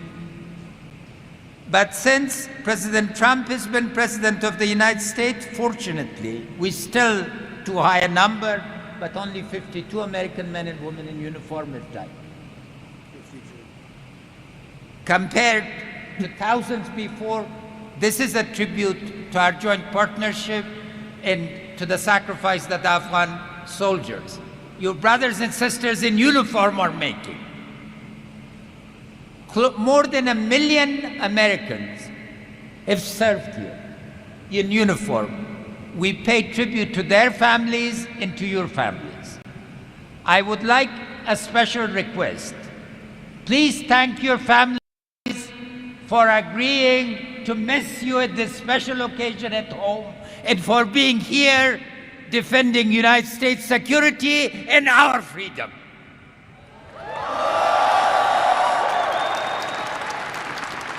Together, we will succeed. We will never forget that 9/11 brought us, and we will never permit the repetition of 9/11 again. God bless you. God bless the President. Fantastic. Thank you very much. Would you like to stay here, or would you like to go? No, right up here. Please. Thank you.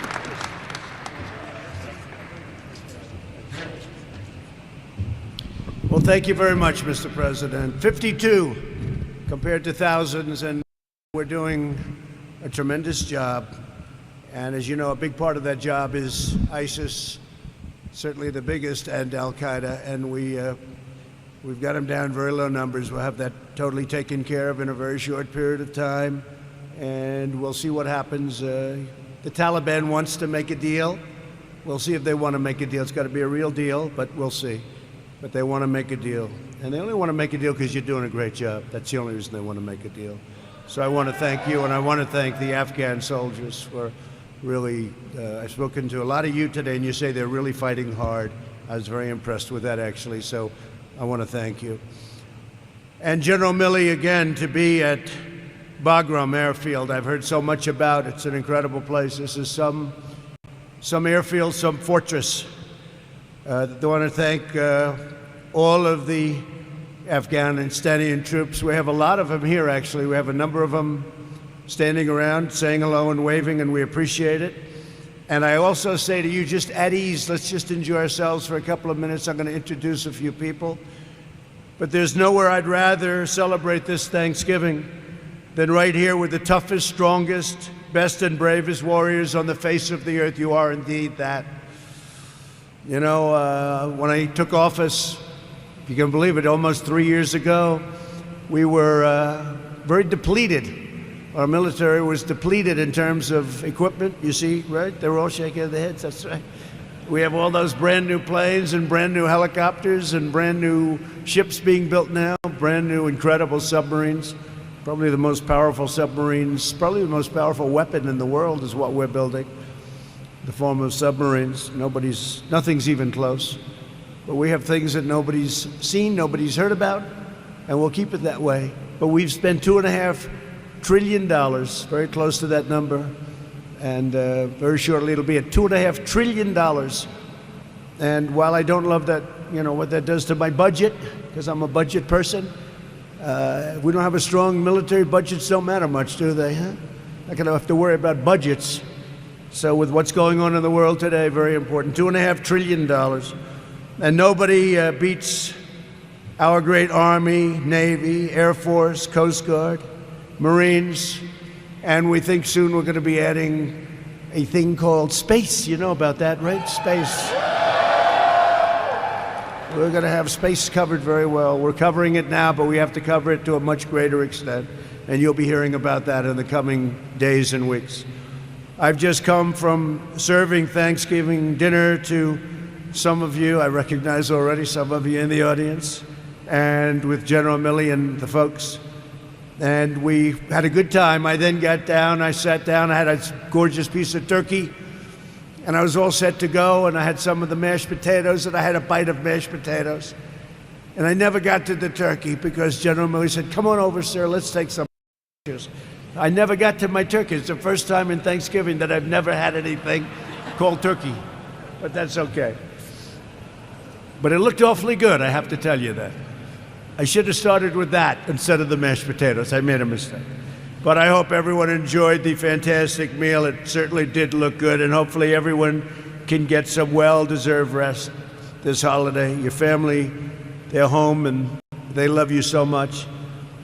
We flew 8,331 miles to be here tonight for one simple reason, to tell you in person that this Thanksgiving is a special Thanksgiving. We're doing so well. Our country is the strongest economically it's ever been. We have never done so well. We have the greatest economy anywhere in the world. So it's nice to know that you're fighting for something that is doing well as opposed to something that was not doing well just a number of years ago. Our stock markets reached the highest level ever in the history of the exchanges, all three. If you look, all three. It's incredible. It's incredible what's happening. It just broke a record. I think it's close to 130 days, so we're less than 3 years. And 130 times we've broken the all-time record. And to me, that doesn't mean an all-time record. It means something different. It means jobs. It means 401ks. People come up to me with their 401ks. They say, "Sir, you've made me look like a genius. Thank you very much." You know, they're up 78%. they feel good. So I would just want to say that we thank God for your health and all of the things that you've done. You are very special people, and you don't even know how much the people of our country love and respect you, and they do. That's why I'm here. I'm just bringing the message. The courageous American warriors in Afghanistan and across the region are leading the fight to vanquish America's enemies and defeat forces of radical Islamic terrorism. I would say it so often during the campaign. That's what we're doing. Together, we're making tremendous progress. Just a few weeks ago, as you know, and as President Ghani mentioned, U.S. Special Forces brought the world's #1 most wanted terrorist to justice. When the president said more important than Osama bin Laden, I would say that, look, different in a way. He was an organizer. Al-Baghdadi was an organizer. He was the founder of ISIS. He was the father, if you want to call him that, of ISIS. I think he wasn't so happy 3 weeks ago when he saw those incredible 67 men, in that case, just come pouring down onto where he was staying, and that didn't work out too good. And we have a new national hero. You know who that is, right? Conan. Conan is our new great hero. And Conan was at the White House the other day. You might have seen it. And it was something. But the animal known as al-Baghdadi, the founder, the leader of ISIS, the man that was trying to reinstitute ISIS, because we have 100% of the ISIS caliphate in Syria is now ours. He is dead. His second is dead. His third, we have the sights on the third. I think the third doesn't want the job. The third is saying, you know what, maybe I'll go work at a store or something. But Baghdadi was a savage and soulless monster who raped, tortured, and slaughtered the innocent, including many, many Americans. When you saw those folks, those great people in the orange jumpsuits, oftentimes standing on a beach with a thug behind him and a big knife, that was all al-Baghdadi, but he's gone. The American warriors hunted him down, they executed a masterful raid, and they punched his ticket to hell. That's what happened. Shortly after we got Baghdadi, we focused on some other elements in the area, and we also started leaving the area because it's secure, but we didn't leave it totally. We kept the oil. Makes sense, right? I've been saying for a long time, keep the oil. Hate to say it. I used to say it with a place called Iraq, too. Keep the oil. They didn't listen to me. I was a civilian. They didn't listen. Now they have to listen. But we kept the oil.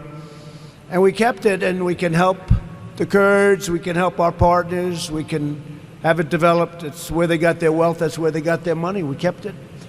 So we'll go back in when we have to as it arises, but 100%. We have thousands of prisoners. We'd like Europe to take those prisoners. They have not stepped up to the plate at all. Many come from France. Many come from Germany. They come from different countries in Europe. They have not stepped up to the plate. That's not good. We have to talk to them, John, because they should be taking those people back and trying them. And if we didn't do it, they'd go back to France, and they'd go back to Germany and to UK and to all of the places where they came. That's where they want to go back, and they should take them.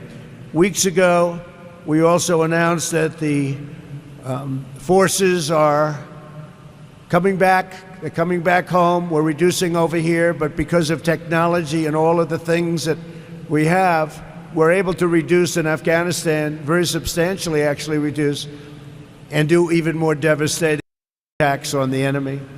So that's part of the $2.5 trillion that we have coming. Finest equipment in the world. We build the greatest equipment anywhere in the world by far, and we're selling that equipment now to many, many countries that are our allies. The enemies, we decide usually not to do it. History has said, don't sell the good equipment to the enemy. Our message to the bloodthirsty terrorists is clear. You will not escape your wretched fate, because the long reach and the really awesome power of the United States military is unstoppable. We have the most powerful military in the world by far. There's nobody close, and we're going to keep it that way. We're going to keep it that way. This evening, as millions of families sit down at their dinner tables back home, they'll be saying a prayer for the men and women serving our nation in Afghanistan and deployed all around the globe. Great men and women all around the globe. Many are coming home. Our citizens know that you're standing guard, killing terrorists, crushing our enemies, and keeping America safe, really safe. But you're also keeping it strong and proud and mighty and free. And I'm here today to just really say happy Thanksgiving, but also thank you very much. Great job. Thank you very much. We appreciate it. Appreciate it.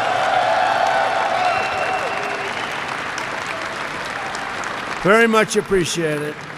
As president, I have no higher honor than to serve as Commander-in-Chief of the United States military, the greatest force for peace and justice in the history of the world. This evening, I also want to express the profound and heartfelt gratitude of the entire American nation for our amazing military families, because they really do make you what you are when you think of it. Anybody here disagree with that? Raise your hand, please. Nobody has the courage to raise your hand. You have a lot of courage, but not that kind of courage, right? No, but it's true. The families, they make you great. The extraordinary commitment and the sacrifice of your loved ones make it possible for all of our families to live in safety and to live in peace. I especially want to recognize several of the incredible patriots with us tonight. These are great fighters, great warriors, great people, great men and women. You've already met Chairman of the Joint Chiefs of Staff. It was my honor to appoint him. I had no doubt from the day I met him very early on, and I said, I like that man. He's a tough cookie and he's smart. You know, he went to Princeton. I said, I don't know. I didn't know he was an academic, and he went to Columbia. I'm not sure, was that a good thing or bad? I don't know. Did I like it or not? I was sort of, but that's pretty good. That means he's an academic. That means he's a smart cookie, and he is a smart, and he's a tough one. General Mark Milley. Thank you, General. Thank you, General. He's an academic. I can't believe it. He's a great gentleman. Commander of the Resolute Support in U.S. Forces, Afghanistan, General Scotty Miller. He's done an incredible job. Thank you, Scotty. Thank you, Scotty. Incredible job. And I hope the word gets out, and I hope the press, which is right back here, they traveled with us, I hope they're able to get the word out as to what Scotty and all of the folks have done with respect to ISIS and with respect to Al-Qaeda. He said they don't want to fight us, sir. They don't want to fight us. But, you know, what we've done over the last 12 months, 6 months and 12 months, but over the last 12 months has been incredible. And I hope that the media is able to tell our families, tell our friends, tell our citizens, tell the people of the United States the success that we've had. Because people don't read about that. They don't read about it. Commander of Bagram Airfield, Brigadier General Brian Wolford. Thank you, Brian. Thank you, Brian. Great, Brian. Commander of the 455th Air Expeditionary Wing, Brigadier General Scott Jobe. Thank you. Thank you, Scott. Thank you, Scott. Commander of Area Support Group, Afghanistan, Colonel David Raw. Thank you, David. Good job, David. Thank you. U.S. Forces, Afghanistan, Chief of Staff, Colonel Chip Daniels. Chip, thank you. And let's not forget our senior enlisted officers, senior enlisted advisor to the chairman, Command Sergeant Major John Wayne Troxell. John Wayne. Thank you, John. Thank you. Command Senior Enlisted Leader of U.S. Forces, Afghanistan, Command Sergeant Major Timothy Matheny. Timothy, thank you. Thanks, Timothy. Senior enlisted leader of Bagram Airfield, Sergeant Major Jason Huckabee. Jason, thank you. Thank you, Jason. And Chief Master Sergeant David Dixon of the 455th Air Expeditionary Wing. Where is he? This right here is why I respect the 45th and now the 47th President of the United States. He takes these things very seriously and personal because he's naming their names, he's thanking them. Before this, we saw a video when he was on the phone and it was actually, talking to them, talking about the equipment, talking about how trade is going over there, how the troops are doing, how they're faring. He really cares. I get it. There are things that you don't agree with Trump. Maybe the way he goes on the internet, on social media and stuff, or the way he talks.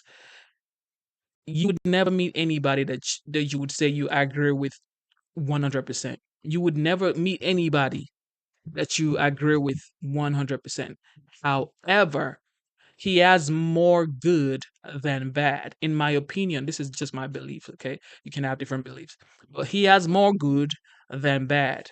Because I've never met anybody that I 100% agreed with. Because that's just like, what, Jesus Christ? I can never agree with you 100%. However, he has more good than bad, and that's just the case. Chief Master David Dixon, thank you. Thank you. Thank you very much. David Dixon. Also with us, our National Security Advisor, Robert O'Brien, doing a great job. Ambassador John Bass. And I introduced already one of the great patriots of our country, John Barrasso of Wyoming. Great state, Wyoming. Thank you, John. With the help and the devotion everyone has given here tonight, America is winning again. We are winning like we have not won in a long time. And you know what? We're respected like we haven't been respected in a long time. America is winning again, and America is respected again, and respected at the highest level. We're investing so much money in our military, and we're not going to stop until it's totally rebuilt and complete. Along with a record investment in our military, we've also got your largest pay raise in over 10 years. And I'm very pleased to report that starting January 1st, you will be receiving another 3.1% pay raise. And if anybody doesn't want it,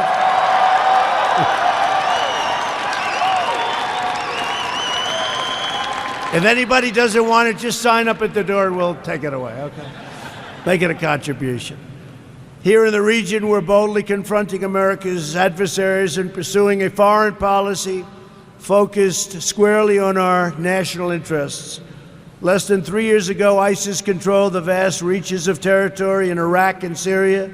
Today, the U.S. Armed Forces and our allies have totally obliterated ISIS and its caliphate. And, I was going to leave. We were down to 98%. And I have to say this, when I came in, again, less than 3 years ago, it was a mess. They were all over the place.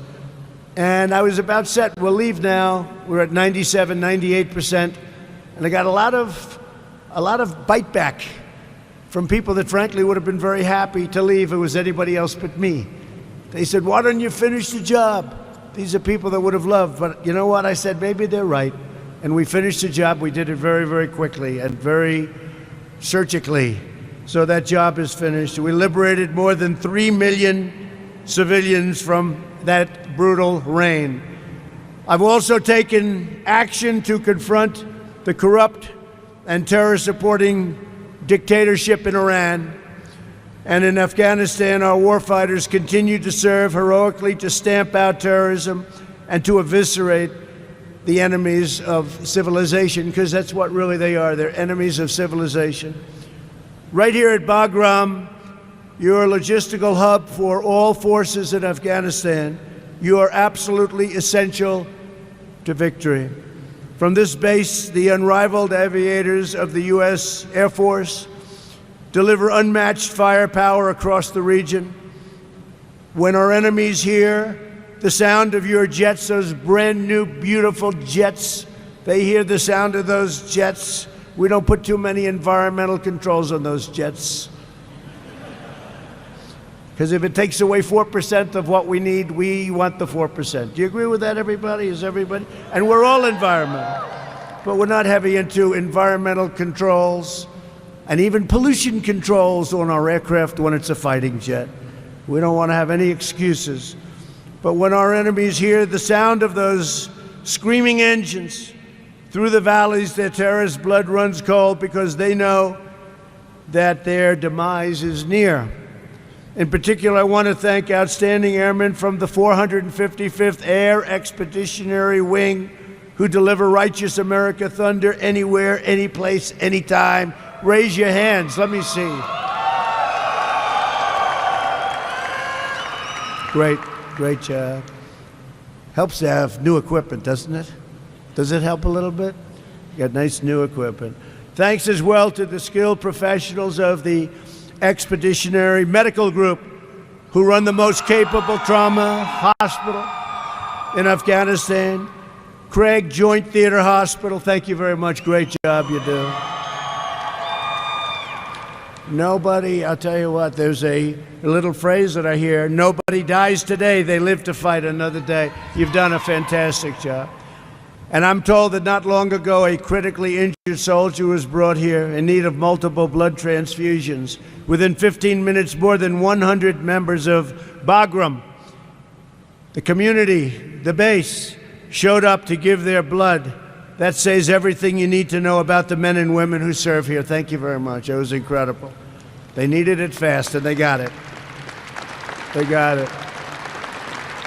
Every day, the fierce soldiers of the U.S. Army are carrying out harrowing missions across this land. The Army marches bravely into danger, traverses perilous terrain, and pumps stunning firepower straight into the face of evil. In particular, I want to thank the men and women of the 10th Combat Aviation Brigade who operate rotary, oh, I know what rotary is, right? Rotary wing aircraft across Afghanistan and fly magnificent Apaches like the one right next to me. That is magnificent.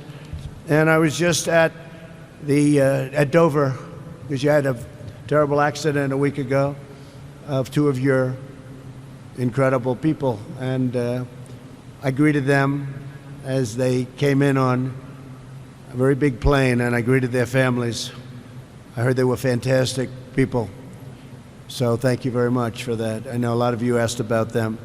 Their families are doing fine, but that was a rough night for them. I will tell you, it's a rough night for me. It's a rough night for everybody.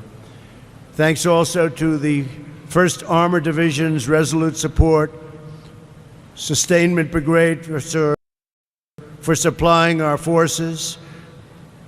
The brigade is incredible, so respected by everybody, keeping our military in top fighting shape.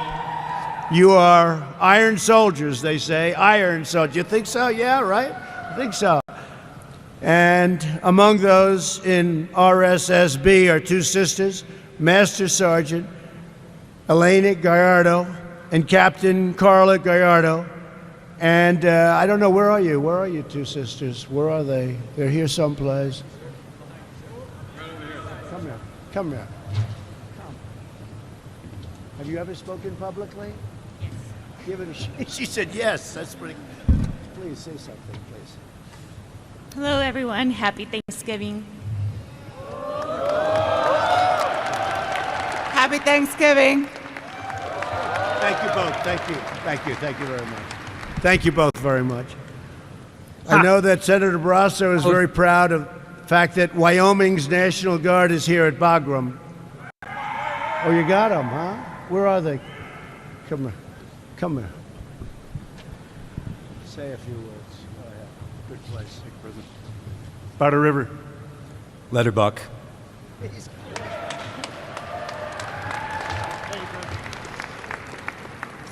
These people are all action, no talk.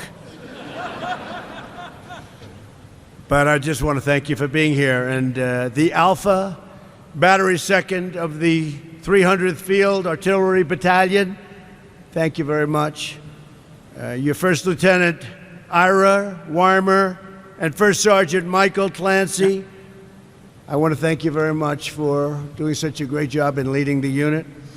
Let me also recognize the terrific service members from Area Support Group Afghanistan, JTF Parwan, Task Force Cobalt, our Theater Reaction Force Fury, Task Force Griffin, Task Force Hellhound EOD. Where are you?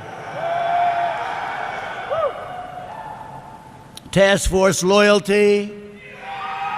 I like that. I like that. Task Force Hickey No. Hickey No. Where are you, Hickey No? That's great. Warfighters, keep up the great work. Really keep up the great work. That's fantastic. And we're glad we could mention most of you. I know we left somebody out. Did we leave anybody out? I agree. Who else?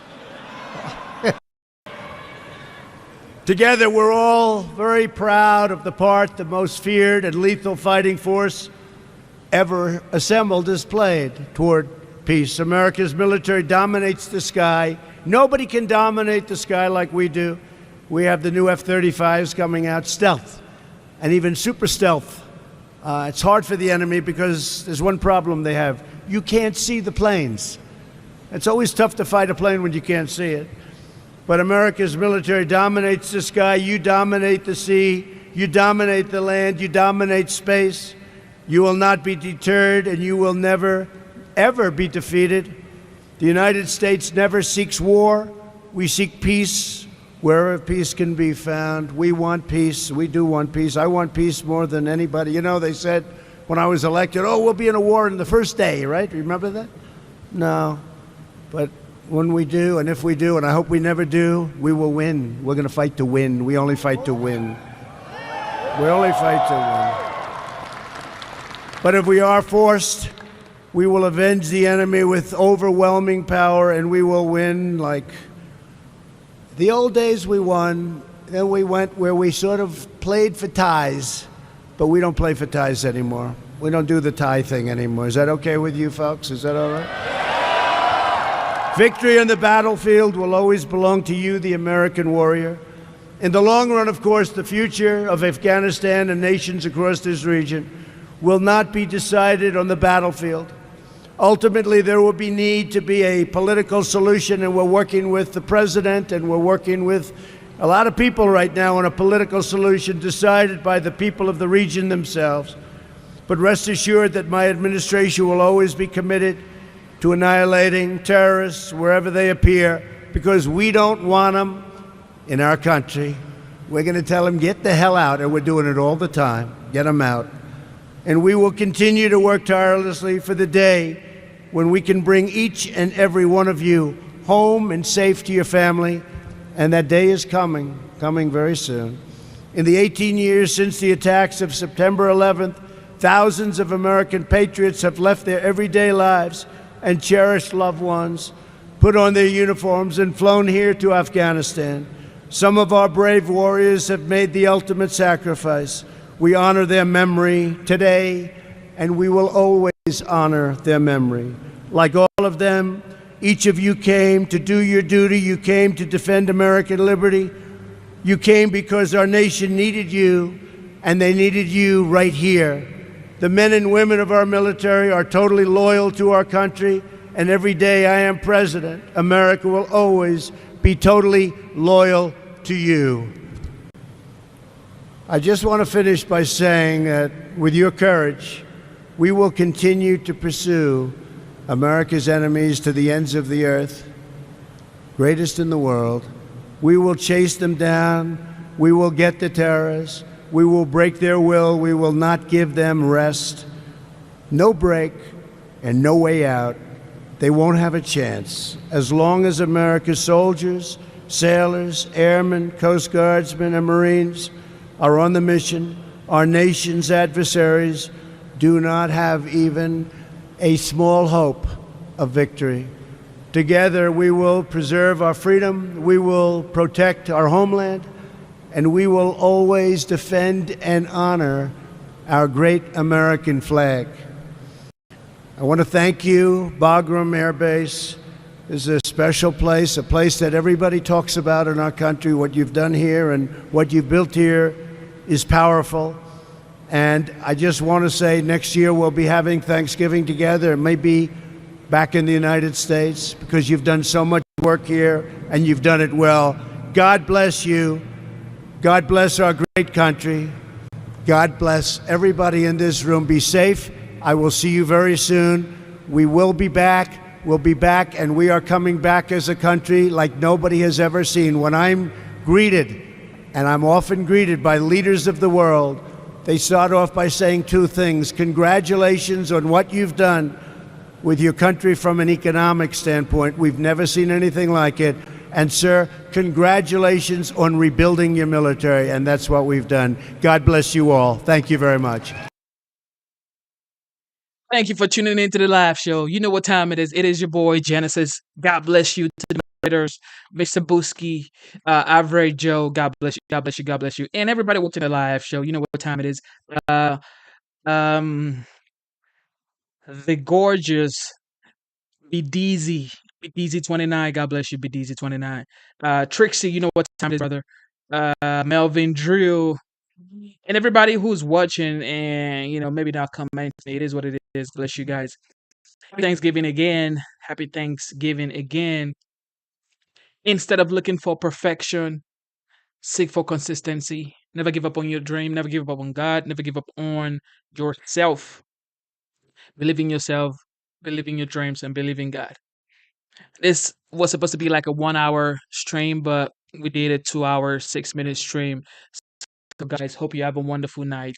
Don't forget to like the live show. Don't forget to subscribe to the channel. You guys are the best. God bless you. Bless you. Bless you. And I'm praying for you. I'm rooting for you. I believe in you. Whatever you're doing, whatever you're going through as a family, God is with you. God is with you, okay?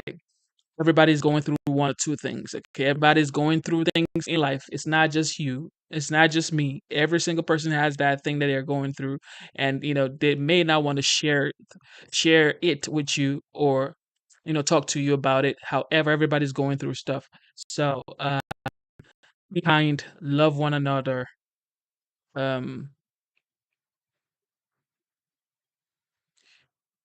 Show some love, man. Just show some love, okay? Be kind and show some love, okay?